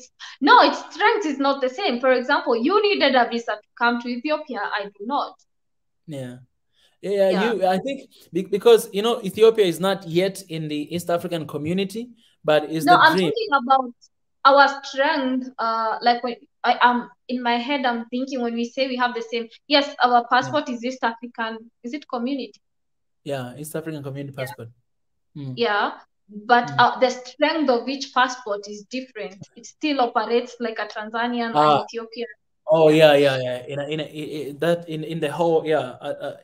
That's that's the another thing that we always talk about. Yeah. Mm. Hopefully, man. Anyways. Nice. You has some really good Swahili saying asante kwa majadiliano yako yote matamu. Hey, I'm like, what? Ethiopian speaking. Did you Google that? Yeah, You I did see here well. someone is saying nakupenda sana Yared Dejene. Yeah. I believe Thank he's you. he's saying this to you. Um, Mm. I wish African I wish Okay, African fine. currency to one. What do you think, guys? Yeah, I've already spoken about that. The African Yeah, talking currency. about money, there's someone who asked earlier if there's M-Pesa. What is the mobile money system in your country? M-Pesa, right? Yeah, yeah, and I heard that it's coming to Ethiopia too. Yes, and it's called M-Bill, if I'm not wrong. MBL. Okay. And I thought that would be interesting to see execution and stuff like this. Yeah, but currently it's mostly cards and yeah. Mm. I really do like what is going on right now in the continent. Like the momentum is really nice, is really good, because there's another news here. I saw it today. That Mm-hmm. let me share just a little bit on the side note as we are looking at other questions. I like when we see our leaders actually come out in unity. You know what I'm saying? I love Mm-hmm. what your president Kenyatta did when issues happened here in Ethiopia. That was such a brave initiative that a lot of leaders, they were afraid to do. But today I Mm-hmm. read this news that is really nice. Let me share with you guys here Okay. a little bit. It might be out of the topic, but it's something No, it's really fine. good. Yeah.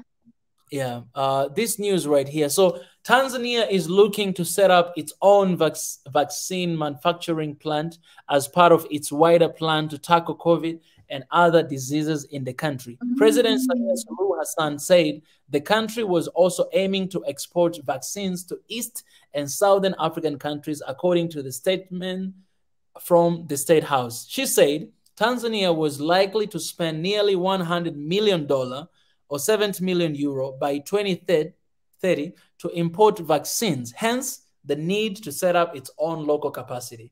Because right now, I mean, Her Excellence, I think she's in Europe. She's having a tour, so she met with the president of European Union, and this was the thing that the idea she raised up. And when I saw this, I was really glad that our leaders, they're actually thinking big and thinking, how can we get away from dependent and being more of independent, and not just for her own country, Tanzania, but thinking about the other parts of Africa. This is something that the continent can do. This is something that AU actually can do, because a lot of people, they're skeptical about all this, vaccine thing around here in the continent right now. Then why not doing something on our own? Why not producing something on our own that can something African, you know what I'm saying? Something that we believe in, because we're African, we have African blood, and we are skeptical with anything that comes from colonizers, I feel like, okay, this might be another way. But anyways, this is just a beautiful news that I saw. COVID, I have to say, after traveling to several countries during the COVID era, one of the countries that I appreciated their measures in relation to COVID has to be Ethiopia as well. As much as there are controversial things where it would come from some people believing that they are trusting in God and it's not God. Okay, that was also in Tanzania. But but Tanzania, when it comes to like even going for a COVID test, it's like a whole other story, expensive as well. In terms of measures like that, I have to say Ethiopia has done a really good job, and also not focused on just making money from taking advantage of the COVID situation. Because some countries are really taking advantage. It's beautiful to see these initiatives in Africa, and shout out, man, we are on the right direction, and shout out to Africa, man. Neno langu la kwanza kusema kwa Swahili, I think Swahili you mean, say wewe ni jasiri. That's a good word. You're brave. That's a good one. That's a good word. Someone is asking my location. I'm in Addis Ababa. That's the most I can say. What is your house number and your address? My house number is 107. You can live in the comment section. 7th floor. I think someone needs some advice of from the sexologist. Well,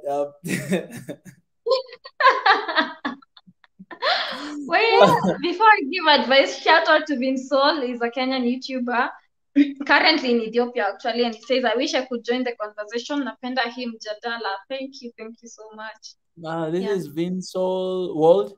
That's the guy. Yeah. Oh, all right. So you were asking something? Let me ask you. When you tell Ethiopians, when you tell Ethiopians you're from Tanzania, what do they tell you? Because Ethiopians have this tendency of whatever thing they know about your country, they tell you. What do they tell you? Actually, I barely say that I'm from Tanzania. And I barely say that. And for some reason, everybody thinks I'm from Kenya. Everyone. Like that's the first thing that I meet people. They're like, "Are you from Kenya?" I'm like, "No, I'm from Tanzania." I think because of the relation that Kenya and Ethiopia has, so anything related to Swahili, they think it's it's Kenya, right? But for few people that this just happened recently. Like I never heard this before, but somebody recently told me that there's a lot of Ethiopian prisoners in Tanzania. Because there's always people who are trying to go to South Africa, right? To find a better life somewhere else, and there's only one way to cross, and they always cross through Tanzania, and all the time, they capture them. So in the previous regime of RIP Dr. Magufuli, he actually released a lot of them, and it was one of the good news. But I saw even like 10 days ago, I saw they have been captured as well. They were crossing, the border, illegally, and they captured them. I just hope that this is one of my hope. I hope that Ethiopia will soon be in the East African community, because I think this is one of the ways that we can solve this issue. You know, when we are one in this one community, all these issues that we are facing and we're going through, I think we can easily resolve within the communities we have. So I hope that relationship between Ethiopia and Tanzania will pretty much be strengthened. And last year, I remember even the president of Ethiopia visited Tanzania, and she met up with His Excellency Magufuli, RIP. Yeah, so these are good signs, and I hope that, you know, it will happen very soon, because you know, these people that actually sometimes, you know, run away and find life somewhere else, it's because of the hardship of life and whatever that they're facing. But at the same time, when they go to different countries, they have different laws, they have different regulation, so you must respect that as well. But East African community will help us to solve all these issues, because we are one people, right? And we'll figure out the better way to solve all these issues. Yeah. What about you? For Oh, me, you love Tanzania. Tanzania is beautiful. What people tell me mostly when I tell them I'm from Kenya, the first thing is about runners. So you can run is the first one, or your country is always competing with ours when it comes to running, and like there's this I'm forgetting the name of the runner that people always tell me that I never knew about him until I came to Ethiopia. How crazy is it Haile Selassie? Not Haile. Haile Selassie is no. Not Haile Selassie. Not Haile. Guys, I mean the second one, not the president. I mean the runner. He's actually not Haile Gebre Selassie, something like that. Yes. That's the one. Haile Gebre Selassie, the legend. Yeah, not him, but they tell me of other like that were competing, and they've even shown me the video of where the Ethiopian passed the Kenyan like in the last like 1 second. So I've heard this a lot about. Yeah, but they also believe your brothers and sisters, so that is amazing. Yeah. Somebody's asking, a baby killer? Mine is juicier than yours. Okay.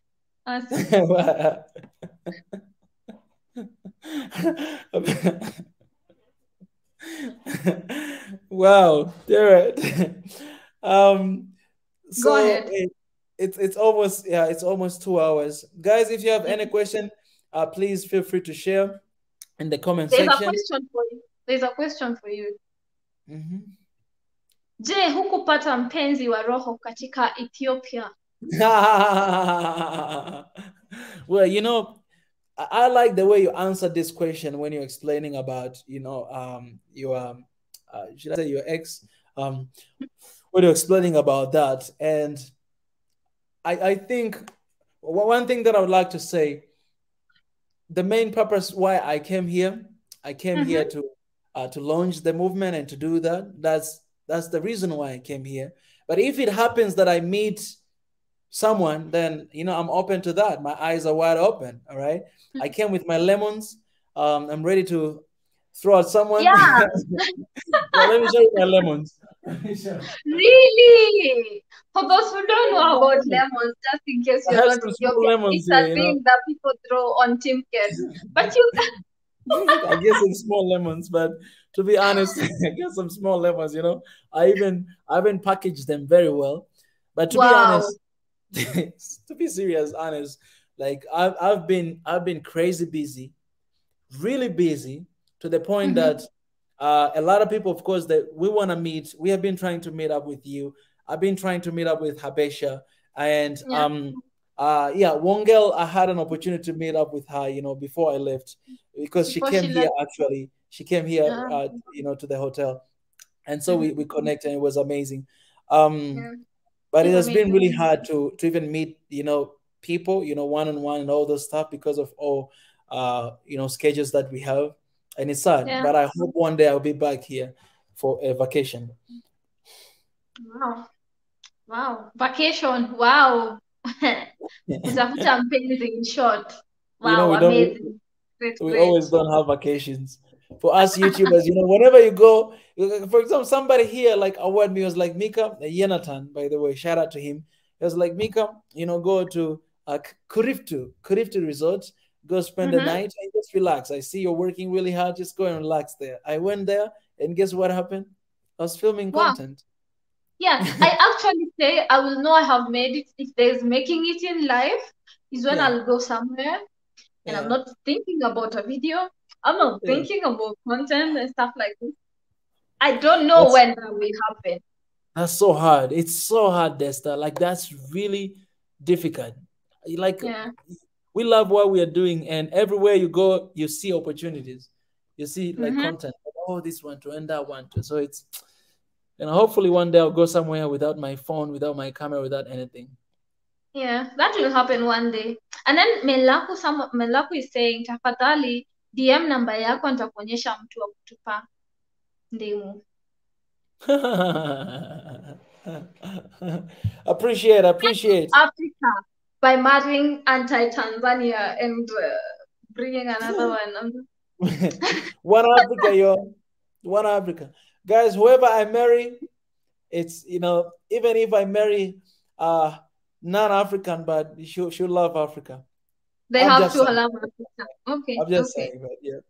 How long you stayed in Ethiopia? 2 weeks? Or 3? Yeah, 2 weeks so far. Okay. Someone salutes us. Yeah, I'm taking over your channel now. I'm about to read comments. Oh, please. Come on, yo. Come on, man. I can use a break. Ethiopians are conservative, so you would need to move at a snail's pace to have a relationship, not frivolous relations. Well, what do you think about that? You are okay. Maybe you've not interacted with many people, but based on my thought, I thought true that Ethiopians are more conservative compared to Kenyans, and also compared to other countries. I know some people don't love the comparison, but about being conservative. Yeah. But still with time, I have met people who are also aggressive and going for it and saying things as it is, and I'm like, oh, okay. Yeah. Where is Asali? He or she has been asked for a minute. Yeah. You know, I think this question I'll always be answering. I've spoken so many times and I've seen this question for a while and I was just trying not to answer it. But guys, I'll say this again, that, you know, Asali, she's in school in the US. That's where she studied and she's school. So there's always a moment happen. We had a moment of working together and building what we're building. And right now we are not. So it's just a matter of time for you guys to accept that. But we had she Asian? That's right. Was she Asian? Asian. Yeah. She's Korean. She's Korean. Okay. By chance, was she your girlfriend? Because I saw a girlfriend put over there. No, she was not my girlfriend. Yeah, okay. AW says the only time I didn't like Kenya is when you win marathon. Anyway, I love. Yeah. But I love seeing Africans compete as well. It was also amazing seeing Senegal win.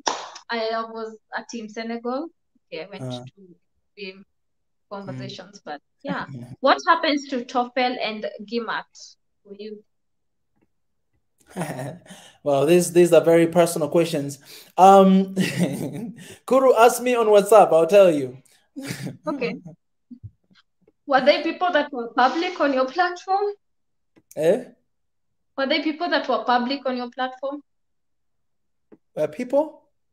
TOEFL and GMAT. Were they people or it's not people? Okay, it's okay. Don't mind me. No. Kuru, I mean, I had this conversation with him on a phone call. Yes, but I didn't take them. Just to answer your question because you asked here, I didn't take them. Yeah, okay. But I got a waiver. I got a waiver anyways. Because you can ask for a waiver. Yeah. Someone has mercilessly told you, please eat your lemons. Team Cat is over. Eat your lemons. Guys, by the way, I got this as a gift when I went to a Haile resort. They gave me some lemons and some banana and some apple. Yeah, so just to clear the air. Are you sure they were not throwing? Are you sure they were not throwing you away? Indirect. Yeah, because I don't want people to have a different misconception that I'm here to find someone. No, guys, well, I'm here for a mission. Yeah, and if it happens to meet someone, that's beautiful. But if so it's all good. Yeah. True, actually, and it's so unfortunate for anyone to think that way. Yeah. Really. Yeah. After I did my video about why I moved to Ethiopia, someone mercilessly came in the comment section and said, ignore all those reasons. She's here for a boyfriend. And I'm like, okay. All right. Well, One African, yeah. I think. let me ask you this. So, what next for you, Desta? What's next for me? Mm. What's You next moved for to me? Ethiopia. You moved to Ethiopia now. You are. I see you're working really hard every single day. You have a content that you produce. What is next? Upload more content. Keep chasing. Keep build Queen Desta as a brand. Sell more of Ethiopia. Settle over here. I want to be able to move to a country that not everything comes easy. Like if, for example, if I went to Tanzania, it's like I moved to my own country, so there's not much difference. Okay, like here I have to think about other things like Amharic, like adjust fully to the food, which I have already, and then stuff like this. So what is next is me creating content and creating a happy Desta community, really. Yeah, and travel. I also want to travel. I have goals for the year. I want to meet my goal. Yeah. And also Do you mind? see when God Is leads this us. something you can share? Oh, it's something personal. Well, I have a strategy that I don't know if it's shareable. People should just stick around and see more of that. Yeah. Because And yeah. yeah, definitely. And do you have any plans to visit North Africa? Someone is asking that. North Africa, I'm not sure. My plan currently, at least for this year, because I moved to Ethiopia this year, there's no way I can say I have moved to Ethiopia and then I'm traveling immediately. So my visa is valid for a year. So I'm going to, but I'm learning to stay in one place for a long time. So I have given myself the limit of at least stay here for 3 months, then maybe go for my birthday, like vacation, but working, and then come back another 3 months, stuff like this. Yeah. So my goal is at least after every 3 months, we can be seeing what other place can be explored. That's beautiful. That's beautiful. Someone says here, guys, we're really proud of you. God loves you. Thanks anyways, one love. Appreciate that. Someone say can't Ghost is saying, can't wait to see the channel growth, Desta. I know, maybe one of 164 people. Can you just head over to my channel, subscribe? Come on, guys. Yeah. And let me share the link again here in the comment section. And do you have any goal for that? Like, for example, right now I've noticed you have let's do this. You have 24 plus thousand subscribers. What is your goal for this year for your YouTube? Or if you have like this year I'm saying by force I have to get, not by force because of course God's will, but I am working towards the silver button at least. This year. All right, guys, you've heard her. Subscribers. Yes. That I think is possible. It's possible. It's possible. Yeah. Guys, there's a link in the comment section. That is Queen Desta YouTube channel. As you know, I always say, let's support our African YouTubers. Please go and subscribe to her YouTube. If you are very skeptical with subscription, just go watch her content, and you'll understand what we are saying. Right? Go and support this year. It's possible. 100,000 subscribers. So yeah, let's support our queen. Then Yared is asking about selling merchandise. That is, I'm working towards that. Yeah. Now that I have, before I was working on a Damaris Denga concept of merchandise, but now it has to change to Queen Desta and words that are more related to the brand. So check out that as well. Yes, Solo B is one of my supporters. Really, thank you so much. Which is your first country to travel this year? I'm not sure, but I'm thinking greatly on the West African side. Let me go back to my 2020 goal. Yeah, that's beautiful. Someone is asking me here, Mika, how can I get One Africa t-shirts?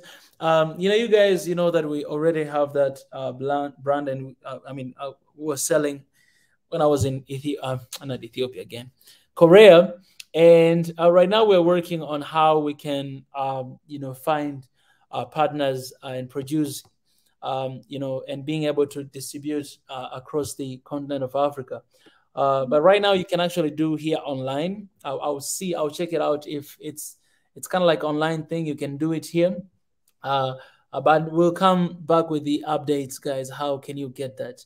It's something that we're working on, and it might take some time, a little bit, but definitely you guys will be able to get it soon. I think even here on YouTube, you can find, if you go to, let me show here. If you go to, where is that? Teespring?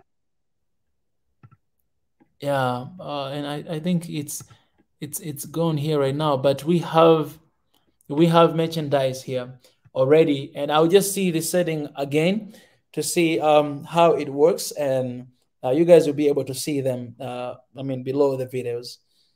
Yeah, hopefully very soon. Yeah. We did 2 hours. Amazing. Yeah, it's beautiful. So Desta, let me just say this. If there's anything that you wanna say, you wanna speak to your fans and those who don't know you at all, and it's your moment before we go ahead and close this session. Yeah. Thank you so much for hosting me. This was fun. More than I had thought it would be, because I didn't plan about anything. We just came and it went well. Thank you for Very hosting me. spontaneous. I love that. Yeah. Yeah. Then to anyone who does not know, I am introducing myself again. I am the queen called Queen Desta, and I'm a big advocate of being happy as you continue living life. And so you'll find a lot of positivity on my content, not only about Ethiopia, but generally about life. And I have like a statement that I say, always create time for that which ignites your soul, because I pray for a world where all of us are living happily and excited to be on this earth, because that way we will be able, if we can be happy ourselves, we'll treat our neighbors well, it will go down to countries, it will go down to continents and stuff like this, and even to our leaders and stuff like this. So I'm a very big advocate of that, and so I'm welcoming you to my channel. Write in the comment section from Mika, and I'll be there sending you claps. And yeah, continue supporting Mika as well. Continue showing him love. Thank you for all you've done to him. A lot. I've been following. I would talk about, because I love Ethiopia, I would talk about Ethiopia any day, any time. So Swahili Nation has been a place I've been coming to be like, how is he enjoying the country? And I'm happy that you're having an amazing time. So thank you guys for the continued support. Thank you for those who have subscribed. Yeah, and did I say this is not subscribed? Okay, it's fine. It's fine. It's fine. Anyway, yeah. I'm exposing myself right now.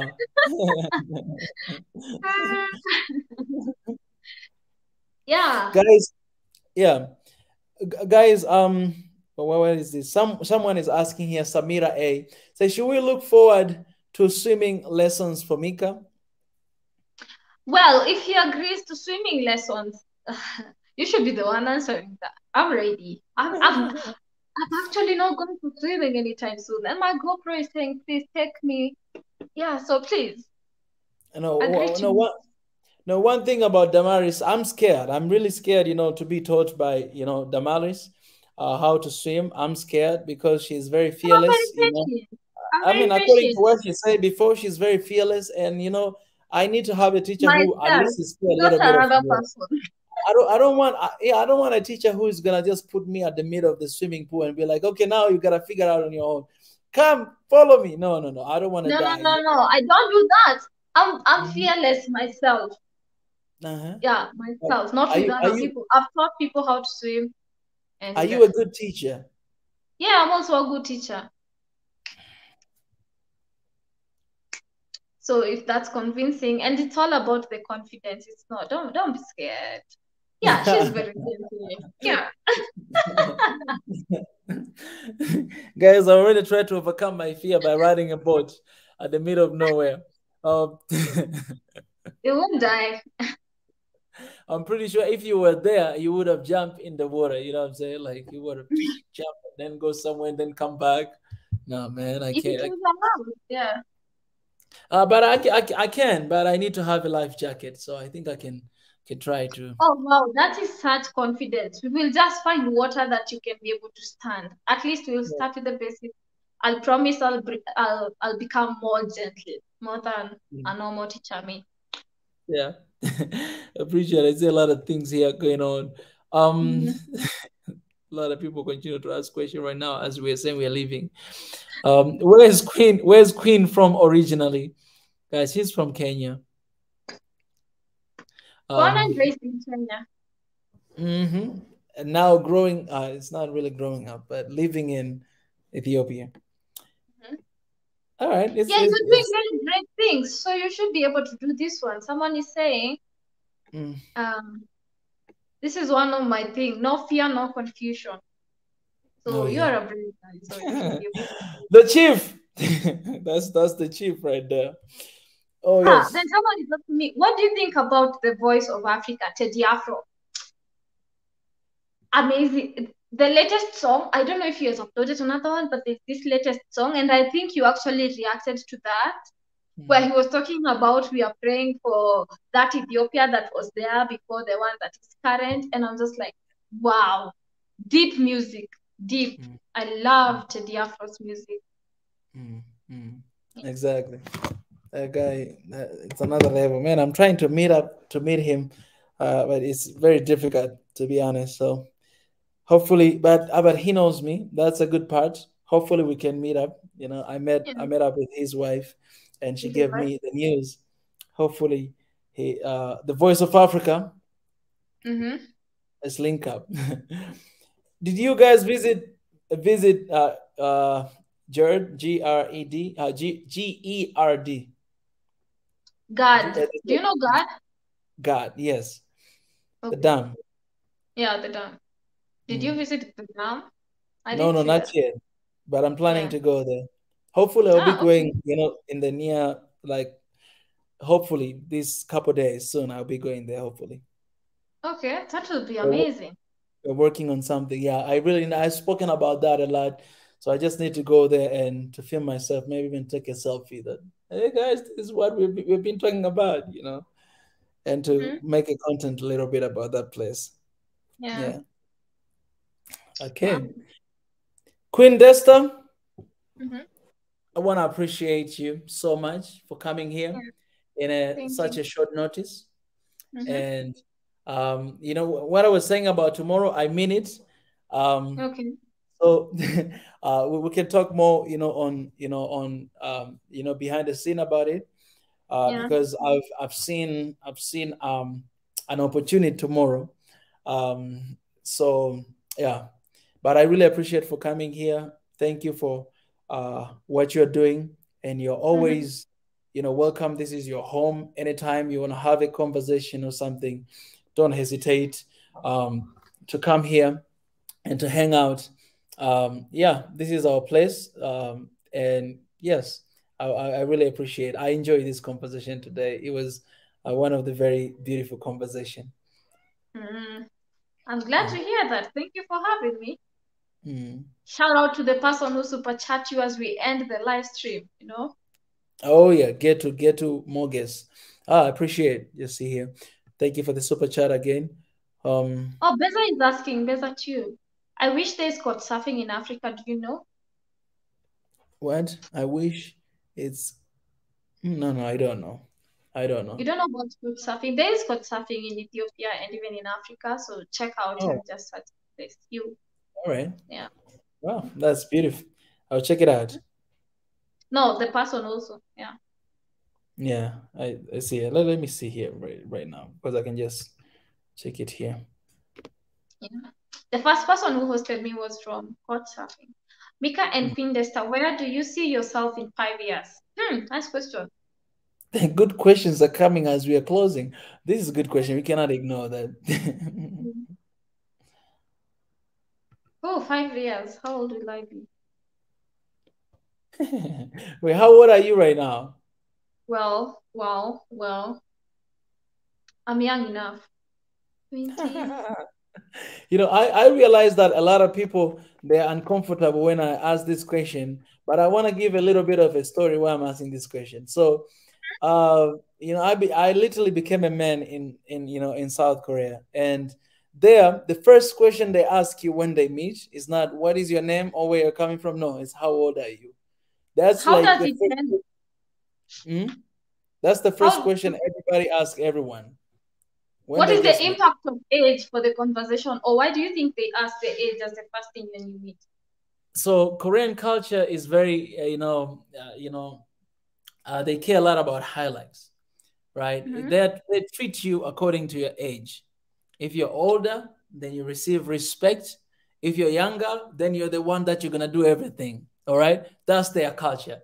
You know what I'm saying? So the reason why they ask you your age, not because they're interested in your age, but because they want to know how to talk to you, how to speak to you. If you're younger than them, then there's a their language. It's about high honorific form and low honorific form. They know how to address you. That's when they start talking to you like casually and all those stuff. So the age is very important in Korea. Here in Africa, I know people they usually don't mention their age, but I found Mm-hmm. myself asking age all the time. Not because I want to know how to treat you, but because I just want to know. That's it.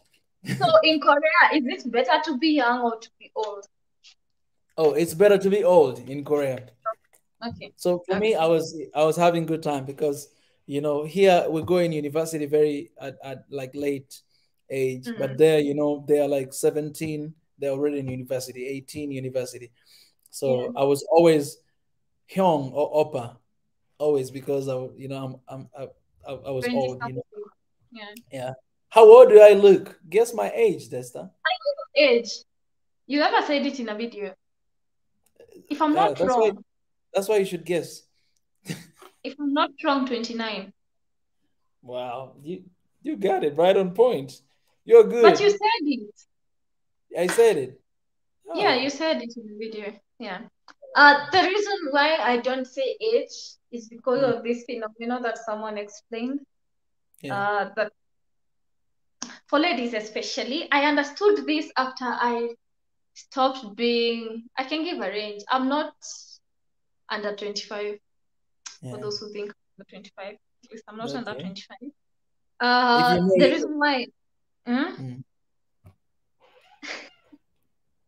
They said for ladies, if you don't say your age, if you mm. say your age, you get old immediately.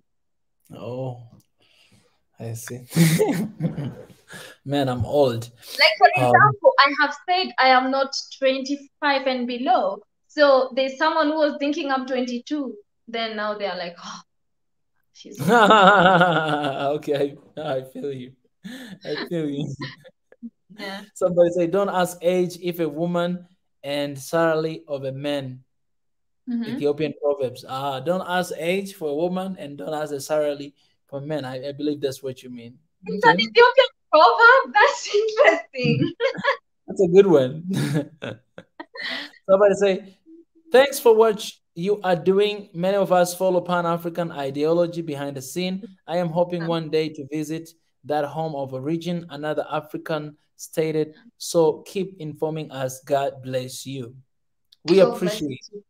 it. Mm-mm. All What's right. your plan after 5 years? That was the Oh, question, and you didn't yeah, answer. that was the question.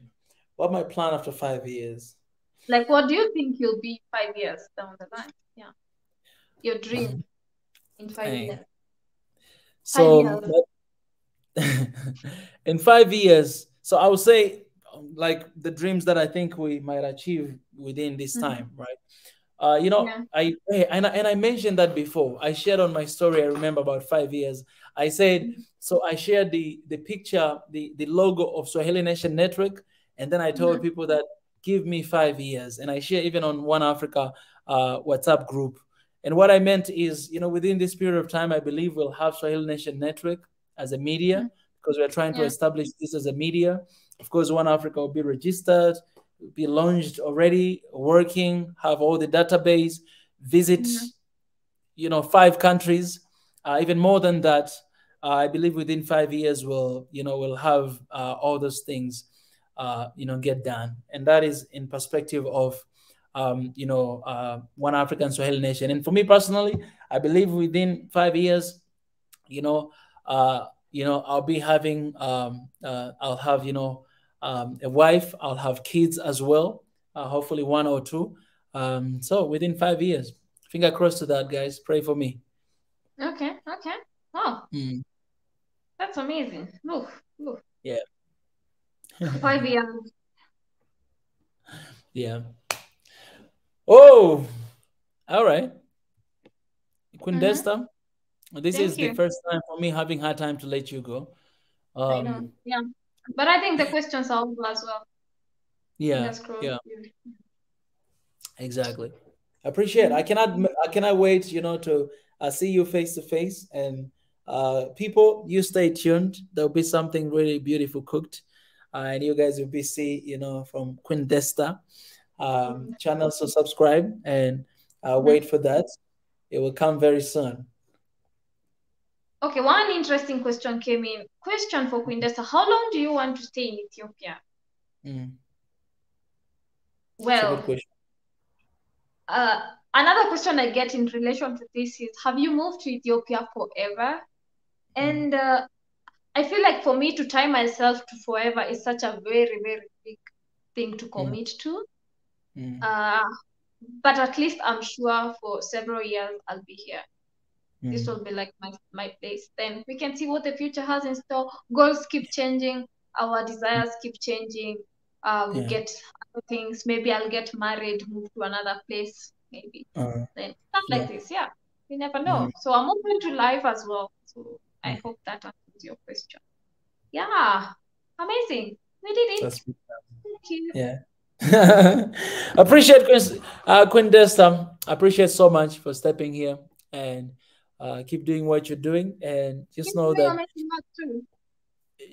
you have a lot of people are following you. Some of them they comment, they say something. Some of them they don't. Yeah, appreciate. Yeah. Oh, someone is asking something. You've left already? Thank you. Have you left? No, I'm still here. Do you see me? Someone is asking if I adopted a child. I think you don't know about this. Yes, I'm a godmother here in Ethiopia. And I'm so happy about that. And I'm excited to see what God has in store for me and that journey. Yeah. An Ethiopian family made me a godmother. So yes, for sure. Thank you. Yes, godmother. All right. I appreciate you. Okay. All right, people. That was an amazing time with our Queen Desta. And guys, as you've heard, I share the link in the comment section. I'll rewind again to share the link. Please support African YouTuber. It's very important. African YouTubers are going through a lot, and one of the things that you guys might not know, in Africa, for example, when it comes to tax of what the little money you make on YouTube is 30%. 30% of the tax of the viewers that are coming from the US, they take it. So it's something huge. But you can help African YouTubers by subscribing, by watch the videos, by sharing their videos, by using super chats, by using super stickers, by becoming members. That's one of the ways that you can support, the good work that people like Queen Desta, are doing out there. It's very important to do it. It's very important to support, because it's, these days, YouTube is not just a passion, but also it's a career. It's something that people, they actually hire people and they work with different kind of people. So it's a source of something that, people are doing out there. So always remember to do that.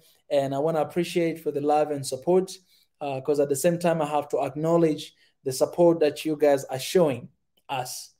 All right, the support that you guys are showing us as YouTubers. For example, the support that you guys have shown today here, it's amazing, it's overwhelming. We're fighting for one Africa, we're fighting to be united, and different YouTubers have a different influence, across the continent. And when we come together and have this conversation, I think we're bringing people together as well. A lot of people have been happy here today that we had a conversation with our queen, Desta. And she's just commenting here. Say, thank you for having me. Love the conversation. Keep up the great work. I appreciate Queen Desta. I appreciate so much. So this is beautiful. It's beautiful. See, this interaction, to see this oneness that we're having, because at the end of the day, man, we are Africans. We represent what we have in Africa, whether in small capacity or big capacity. We all represent Africa in different ways, and it's beautiful that you guys are part of our journey. You're part of this journey. We appreciate you so much, so much. Somebody's asking here, Mika, I share your vision. I share your vision for One Africa. I appreciate so much, guys. For coming here today. I don't know, Pastor Ezra, are you out there today? Because I'll be closing this session for this conversation with Desta that I had, but hopefully there will be another live stream to continue to talk about the normal topics that we always talk about. So I don't know if His Excellency is coming, but hopefully I will have that coming. Yeah, and I appreciate I really appreciate for the support, because I had a conversation with Habesha Traveler the other day, and it's amazing to see the love, and also people who are going out and subscribe as well. So it's beautiful. Please, Queen Desta as well, go ahead and subscribe and support. It's very important to do that for our people. You all see the work that these amazing people are doing, contents that are creating. Yeah, so the best thing you can do is go ahead and support. You know what I'm saying? Yeah, Samira, I'll definitely do that. I'll definitely do that. Home is home. As I told you guys, one of the visions I have for this year, hopefully, possibly, to climb Mountain Kilimanjaro. And I don't want to climb alone, so I want to call One Africa family to come to join and to go and to climb that mountain. I want to climb with you guys, because it will take like 1 week. So I want to climb with you guys. If you ever wanted to climb Kilimanjaro, I want to climb this year Kilimanjaro with you guys, with One Africa family. All right. If you guys are open to that, if you want to do that, please come and climb with us. That's one thing. And also another thing, guys, we have already prepared the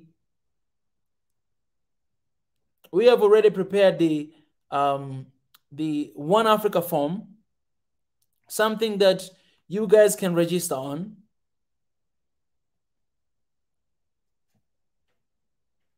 Let me find it here for you to share in the comment section. So this is the form for database. We are trying to correct the database for all Africans we have. Whether you're living outside of Africa or you're here inside of Africa, whatever you are, we are correcting a database for you guys to register. Let me share the link in the comment section here. I'll share. So what you can do, register there. You'll see different category. Register. We want to have that database. Oh, why this database is not opening right now? Oh, let me try here.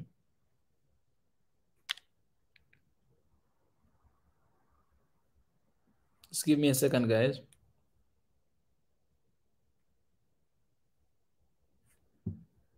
Give me a second.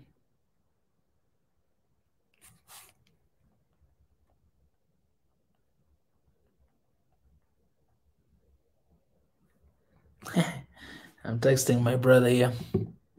Brother's been working hard for this.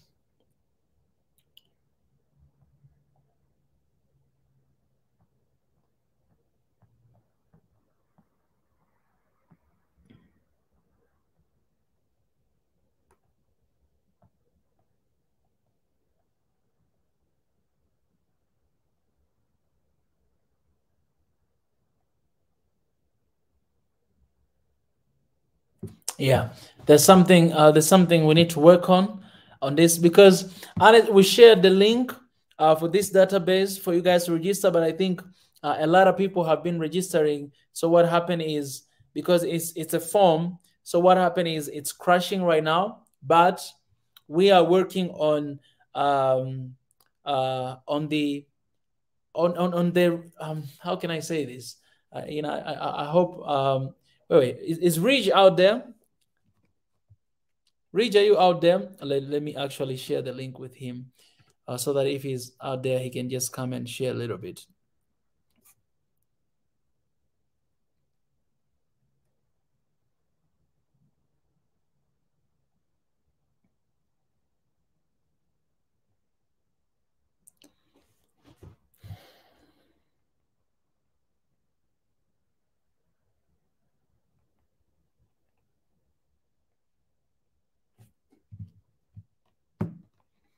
Are you using Google Forms? No. We are actually using, Jonathan, we are using jotform.com, because the categories, like we are asking the names, originally where you're from, where are you living right now, anything that you can contribute to Africa, the birthday, the country. I already mentioned that. Yeah. So we're using this form, jot form, but our media and IT department, they have already said that they're working on something permanent. They're working on something on our own, like coding, right? Preparing something that we can actually, like, of our own, right? It's something that can take some time, but the media and IT department, they're working on something like that. Yeah, because it's a time to start using, our own stuff. But for the time being, we have this one form. But in the coming days, we'll have something like that. That's why I'm sharing this.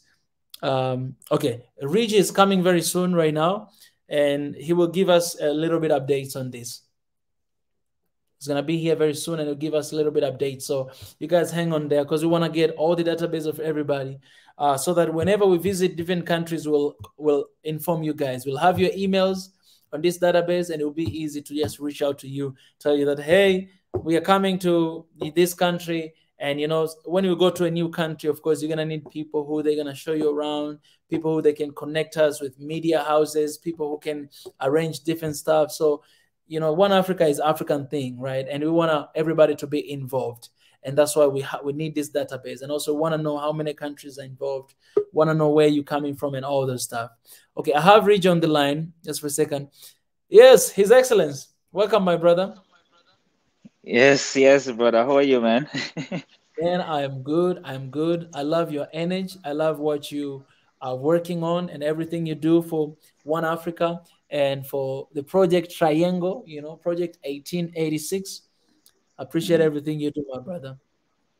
Yeah, man. Thank you, man. Thank you. I'll try to get that thing work out today. I've been emailing them back and forth, but they keep telling me that the form is like the data that we put in is filling up the form. But I deleted so many things. I've even deleted other forms that I have, and they're still not letting me know. But how are you, man? What are you saying?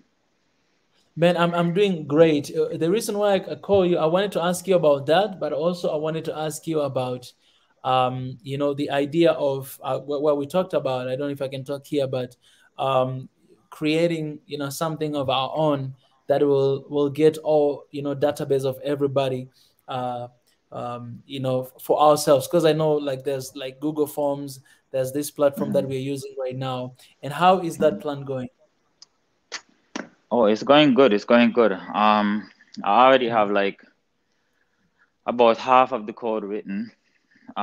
It's one of the first time I've ever done something like this, because since I finished university, The only project I've worked on is Triangle.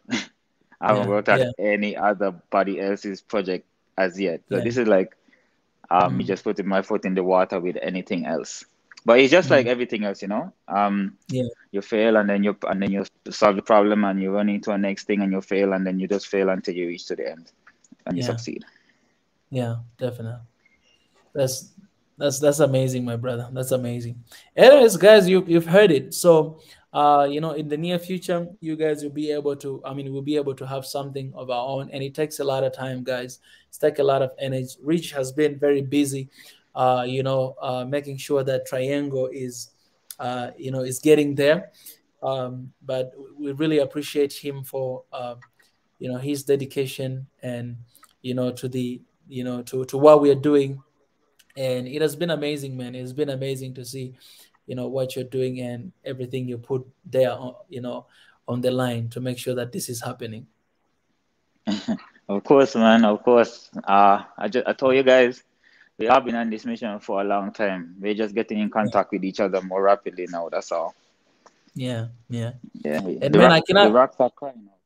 Definitely. Yeah. And I cannot, man. You know, I really believe that, you know, we are launching One Africa very soon. But I hope we'll be launching the Project 1886 as well. You know, in the near future. It's something huge, and we need to have a you know, an amazing launch. I think we can give a clip little bit on the day that, you know, we are launching One Africa, and to show the trailer video that's there, to just bring awareness to you know, more people that will be there, you know, physically. But hopefully we can have that in the near future. Man, yes, hopefully. I see Triangle as like soil, you know, fertile soil for all of these ideas. Yeah. Triangle is like soil for One Africa. Triangle is soil for Project 1886. Triangle is soil for all these kind of things, and other people who have ideas as well, who want to start businesses, but can't go to the bank to get a loan to start a business, but they always give us loans to buy things that depreciate. So this will be what Triangle will be for, to make sure that we start to use these positive feedback loops that social media give us to do actual positive things in our life and build positive reinforcements, so that instead of us liking a picture because someone is half naked, we could like a picture about someone building a business in Ethiopia, you know what I mean? Coffee shop in Ethiopia, a mechanic shop in Canada, all these kind of things. Positive reinforcements for positive things, actual positive things. So this is what it's gonna be all about. I don't know how much you want me to talk about it right now, but you can always show the promotional video if you like. Oh yeah, definitely. I think we'll definitely, you know, because the conversation that we had before with you is the first time. You know, it's just the first time, but we're gonna have a lot of conversation like that, and you know, and you know that, like, anytime that there's new updates, the things that you want to talk about, you know, you can always you know, tell you are in the same department with Ezra, or you can tell me as well. We can always come here and have you know, more conversation about it, my brother. Yeah, sounds good. That sounds good. I need as much help as I can get. I need more programmers. All of you out there who listening, who've been to these schools up here and passed these subjects, we need you now. We need you to work for yourself and for your people instead of just working for them. Yeah. That's so true, and I hope, you know, more people will come out and you know, to support you guys, whatever ideas that you have. If, you know, as Jonathan is just realizing that we have a media and IT department, but we have like 7 different desks, but we'll be able to share with you guys openly after the launch. But just know that we already have you know, a few departments, and even in the media, one of the mega tasks that we have right now is to creating as well, to come up with a website, right? We want to have a website that will reflect on everything that we have. We have official documents that we are working on. We have proposals that we have already, we're working on. It's pretty much, some of them I've already even started to send to some people as well. and some organizations. So there's a lot of things that are going on behind the scene, and all these things I will have them as well on the official website of One Africa. So we need even that, creating that website, very unique, very beautiful website. So if you're there, you're programmer, you're somewhere interested in something like this, don't hesitate to reach out to us, oneafricaofficial@gmail.com. After you reach out to us like that, we'll connect you guys with the media department. Where Pastor Ezra is there with the man himself, Ridge, right here, so that we may have different ideas and different participation when it comes to that. That's pretty much what I can say. Yeah, of course, man, of course. I think that it's time again, as I told you guys, this energy that we have here, it won't last forever. It only comes around every 60 to 100 years. But this time, if we catch a train, we won't have to wait for it to come around again, because we will have it all the time. We'll have it all the time as we go, all the time as we build. And everyone has their eyes on our Africa, eh? No matter where you are as an African, everyone has their eyes on our Africa now. So it's good. Like, one of the ways that we can, that's not good that they have their eyes on Africa, because we honestly are not prepared fully for what might come. But we can always catch the low-hanging fruits by supporting each other, supporting the media that go out there, the people who are on the ground. Yeah. And trying to spread the word and trying to change the narrative. You can do that and support them, because soft power, if used properly, will prevent us from having to use hard power. So our media and all those things, entertainment, those are soft power stuff. Those are the low-hanging fruits. So we can use their media. We can use their media to get our point across, but we can only use it to a certain extent. Yeah. That's why we have to build our own things and support our own people, support our own businesses, not just for show, but because we know that we want to bring children into this world, and we don't want to leave them here the same way, Yeah. Someone is asking here, so when shall we get the database link? It's a good question. It's not gonna be a database link. I'm just gonna build a website, and I will give you guys the link to it. But the information you send is probably gonna be uploaded to a database. I was trying to see if I could upload it straight to our Excel file, but I probably will have to upload it to a database and then shift it to the Excel file. Yeah. That's pretty professional. As we say, every time when we visit countries where you guys are at, we'll always be able to reach out to you through the emails that you guys will register in the database as well, and inform you that, hey, we are coming to your country, for anything, like for all the things that we might need, since you guys are part of the of One Africa, we'll be able to work together in your country. It's always good to use local people of that certain place. So we'll always do that whenever we visit you guys. I lost Rich, but I have Big E on the line. But I don't want to create this new conversation, Big E, because this is the short interview with Damaris, the Queen Desta. But I would like to hear what you want to say. And I'll let you guys go, and then I'll close this session. But if there's another need to have another session, then we can talk to Pastor Ezra and open another conversation for another discussion. The Chief, you're there. Hey, how's it going, Mika? Good morning, good afternoon. And some of you out there been really supportive. Actually, when I asked to jump in on this conversation and we lost Ridge, so that was right after Ridge and I were talking about certain things. So I had the question about, especially when I saw some of the writing where it said database and all that. Yeah. What do you mean by database? That's something that I wanted to be clarified. Yeah. On the content of database.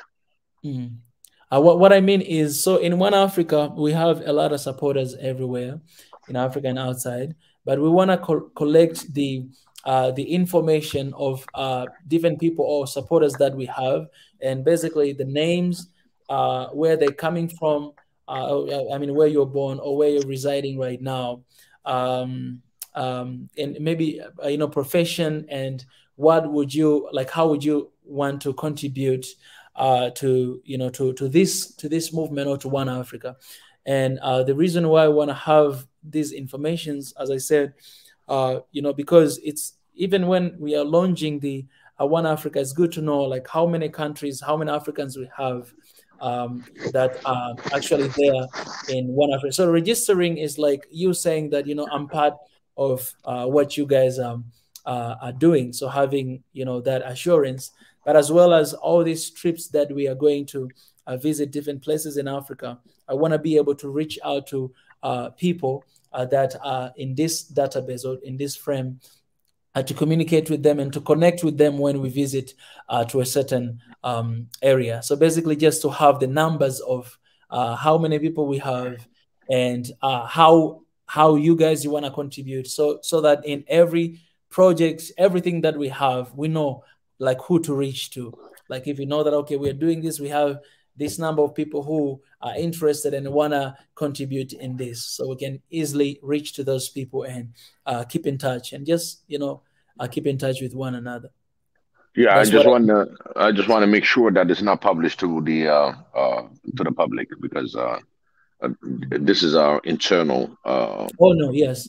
It's not but gonna it be has to public. be right, Yeah. because it says the database link, and having everybody to access to the database per se, because it's going to contradict with the Triangle and as well One Africa movement. And I just want to make sure that it's clear that we want you to register, but we want to make sure your privacy is intact. That's why I just want to jump in on this conversation. So there's something that we're going to talk about anyway, and I just want to make sure that when it comes to database, it's data. We lost Biggie. Hey, Biggie. It's his headphones. Publishing it. It's impossible. Also, yeah, exactly. Also, Micah, it's going to be very limited on what we're going to be doing. Yeah. Someone in the sure chat asked me. Our audience is respected, and we try to make sure that is secured. Okay. Someone in the chat asked me if I'm gonna make a Triangle YouTube channel. Eventually I will, but at the moment, we're trying to build a foundation right now. So we don't wanna stand on the roof with a horn saying a whole bunch of stuff about Triangle, and we don't build the foundation yet. Otherwise, we're gonna fall through. Yeah. So yes, we'll have a YouTube channel, probably about it, so that we can spread the word. But for now, we need to make sure we dig the foundation deep enough so that the house won't fall apart when we're ready to make that channel. Yeah, definitely. Yeah, definitely. And yeah, all these things. I remember we had this conversation, before Reach, me and you. Yeah, it's very important what we are doing, and you guys. I hope you are not.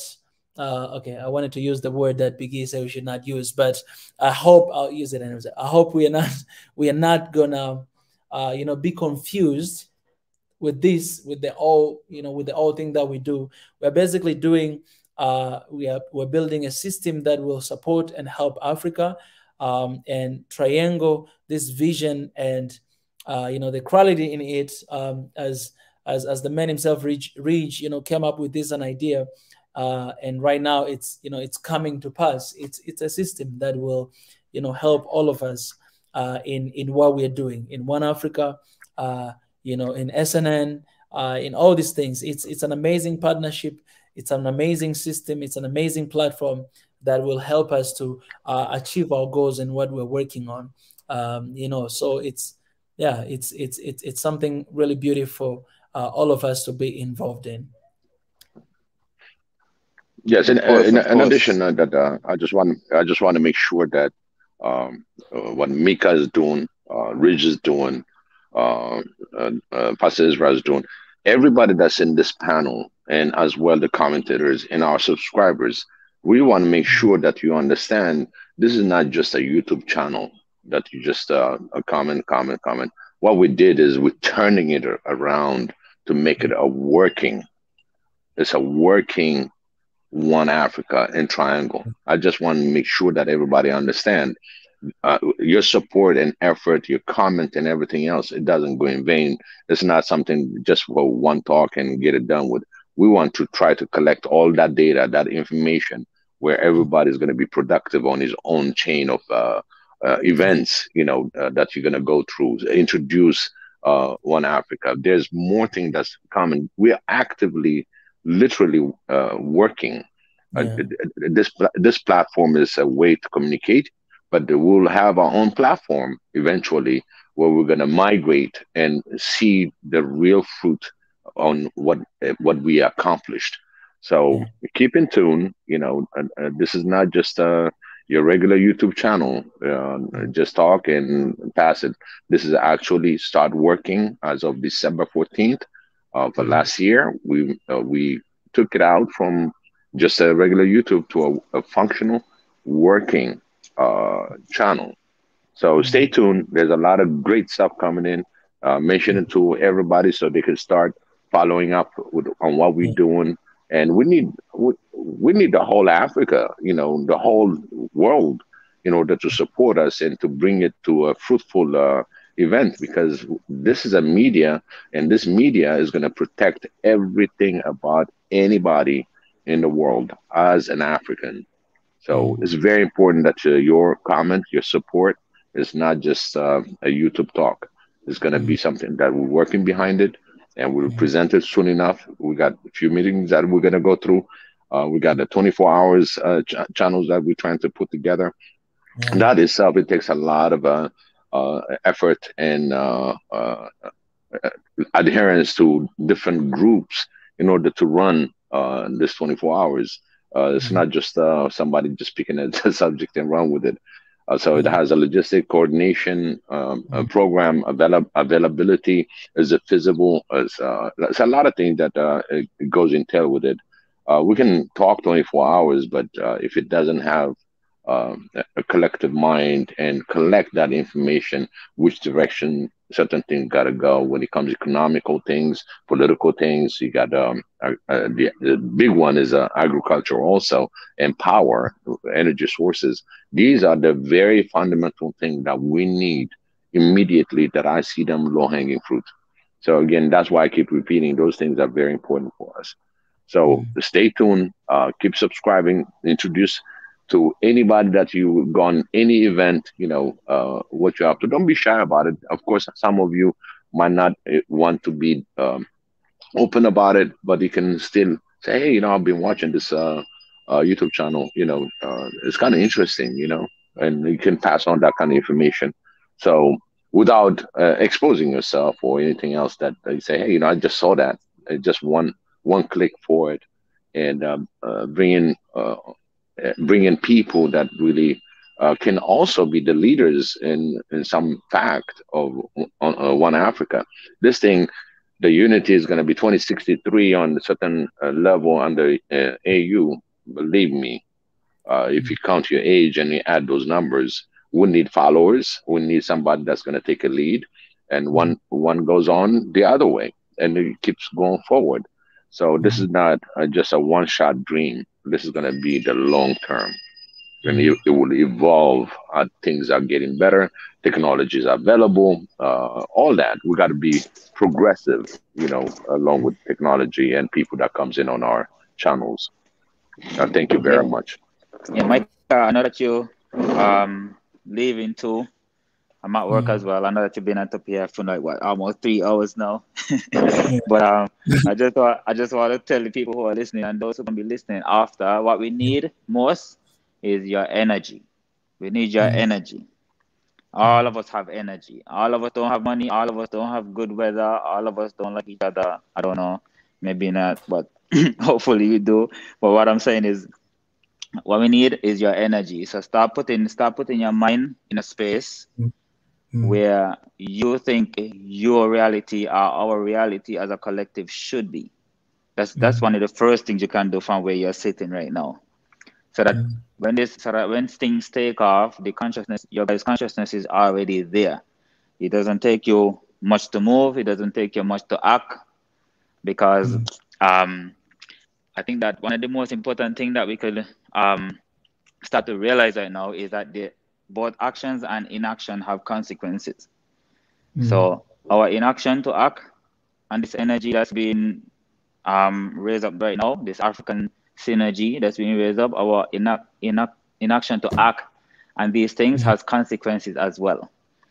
So start to put you guys' energy in one place, because it's happening. It's happening. It's not this going to happen anymore. It's happening now, in continuous motion. That's all. That's what's up. I really appreciate. But the one question for Biggie. Biggie, do you have access already for that form that I share with you?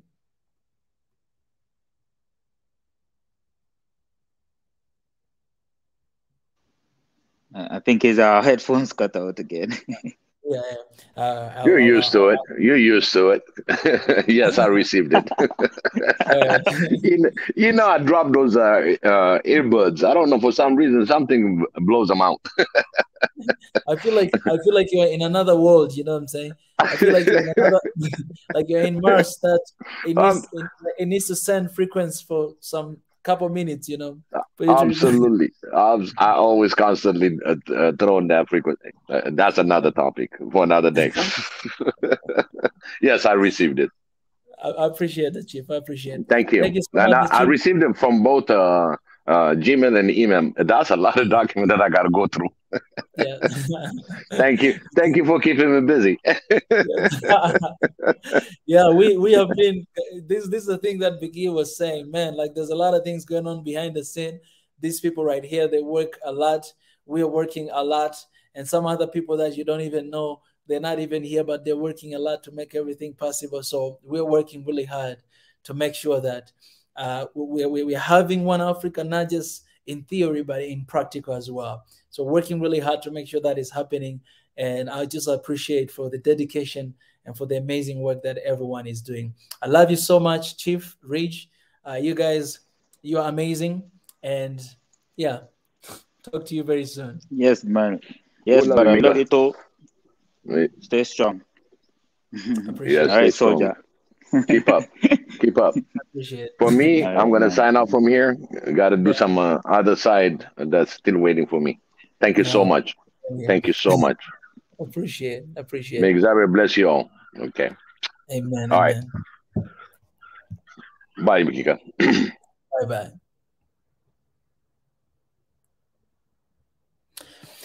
All right, guys, I'll raise a word of prayer to finish this, and I'll pray for our sister as well, Marie Antoinette. As you know, guys, we have always been praying here, and I'll pray for all these things that are going on. We're praying for the One Africa, the Project Triangle, and for everything that's going on in the behind the scene as well. I'll just raise a word of prayer to ask God that to continue to give us energy. If you guys are sitting there and you think we just talk and you think we just pray without action, I want to tell you that you are mistaken. You're very wrong, because most of us, we don't sleep, working endlessly for what we are talking right now, right? And soon you guys will be able to see the whole picture of what is going on. Maybe some of the picture, I can't say the whole picture. And most of you'll be shocked to see what is happening, but we're working really hard to make sure that is happening. And yeah, the right time will come and you guys will be able to witness that. So please be part of this, support any way you can right now, because one day you will see One Africa, and this is what you will say. You say that I put a block on that. Like, as we are building right now, like, you will have a one part that you contributed as well. So be part of it. Be active. Don't just be passive. And we shall see one Africa in our generation. God, I thank you for today. I thank you for an amazing conversation I had with Queen Desta. It was such an amazing conversation. Thank you for everybody who joined here. I thank you for the closing conversation that I had with Rich and Biggie, and for different projects, different works that you're working on. It's a lot of things, guys. It's a lot of things, God, and we just need your strength, your wisdom, and even manpower sometimes. So continue to speak to your people, continue to draw people to what we're working on right now, because it's not for us, but it's for you. The peace, love, and unity we want to see. That's your desire for us to have that. And we will continue to pray for our sister who is battling cancer. We pray that God, she will see a better day. We pray that you'll give her brand new blood system, brand new body, brand new everything, God. We believe in you, and we believe that everything is possible with you. We give you praise. We thank you. In Jesus' name we pray. Amen. All right, guys. Thank you so much. Appreciate. I'll see you guys very soon. We are doing live stream here, and I upload new vlogs every day. So please support that as well. New vlog, another one is coming tomorrow at 2 p.m. So please check that out. And I have so many videos, guys. Just wait to share another day. But so many videos on my phones that I want to share, even like almost all the time. But I hope you guys continue to support that and enjoy. All right, guys. I love you. I love Africa. I hope you do too. If you haven't subscribed, go ahead and do so. Turn notification, and yeah, support any way you can. I'll leave the page here on the live stream for you guys to do so, for those who haven't done that yet. And it's going to be beautiful. Appreciate, guys. God bless you.